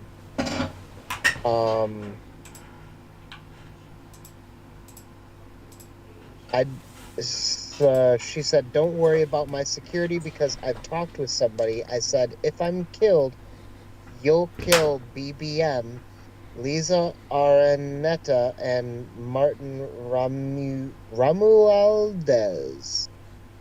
I tried. No joke, no joke. Yeah, The but vice president said, according to Associated Press. yeah. All right. Well, she's a crazy bitch. We don't So really what have to. caused it? Though Marcos and Duterte ran together in May 2022 elections, they soon fell out over different approaches to policies on China and the South China Sea. She resigned from the cabinet where she held the post of Education Secretary. The daughter of former President Rodrigo Duterte became a vocal critic of the president and his administration, accusing them of incompetence and corruptions. Accusations have also been made that the president is persecuting the Duterte family. Yeah, but what? Okay. She's a crazy bitch. A little bit that, but she's a little bit of a crazy bitch who is cross. Yeah. Yeah. You got anything about the scene? Pretty much the same thing I'm gathering is just it's a crazy cunt saying if I die because whatever mysterious reasons, go kill this motherfucker because I'm paranoid. And we're as definitely stupid as not. some say, We're definitely if I not trying to die- platform that shit. So let's move on from this conversation. Yeah. All right. Xavier Milei has some advice for Elon. What's he said? The president of Argentina became the first political figure. Let me find his quote. Self-described anarcho-capitalist Milei talking with Lex Friedman. Chainsaw. My advice is go all the way, Milei suggested. Just cut to the chase, push it to the limit, and never give up. Stay on guard, he added. The DOGE will be tasked with an aim to reduce inefficiencies in the government operations. Nice. However, no economist thinks this amount can be reached without significantly lowering the national debt and the cost of servicing that debt, Newsweek reported. Very good. I hope he. The amount above was like 6.5 trillion in the U.S. budget, in like just wasted spending. But what economists don't really take into account is things like we were talking about earlier about how just money goes missing. Yeah. There will be no more of that. Hopefully, Malay could fix Chile's problems. This is Chile, right? Yeah, it is. All right. Oh wait, no, Argentina.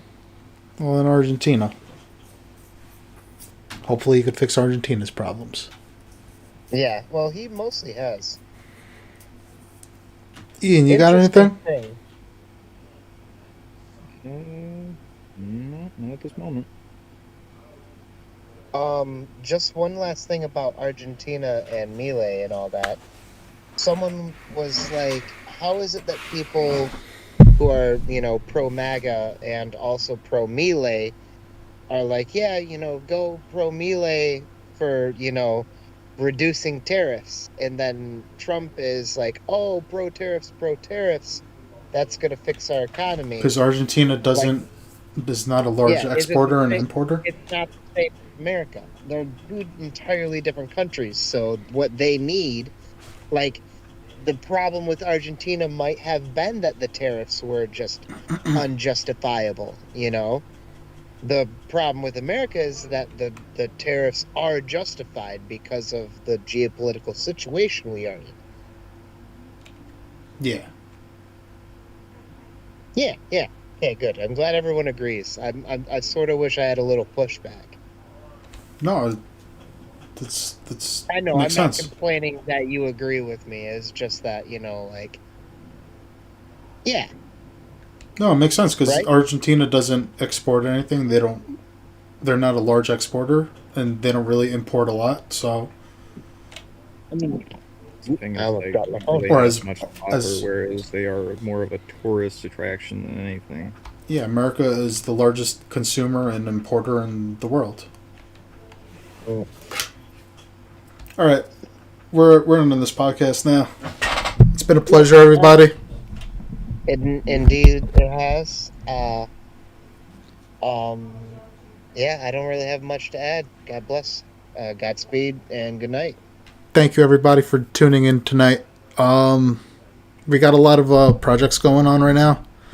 We're going to be letting everybody know about our projects. We have a storefront that we're building. We're going to be selling some pretty interesting products that you're not going to be able to find a better price anywhere else. So if you want to stay up on that, you could follow our socials. Follow us on Twitter. Follow us on Rumble. We got a YouTube page up now. Ian, anything else? I've got nothing else to add, other than everybody have a good night, and I'll catch you on the flip side. All right. Thank you, everybody. Join our Discord also if you want to be a part of the conversation. You could just join in the stage anytime you want. You could speak, have fun, talk about whatever's going on in your world, what you're thinking about, and just like and share. Let your friends know, and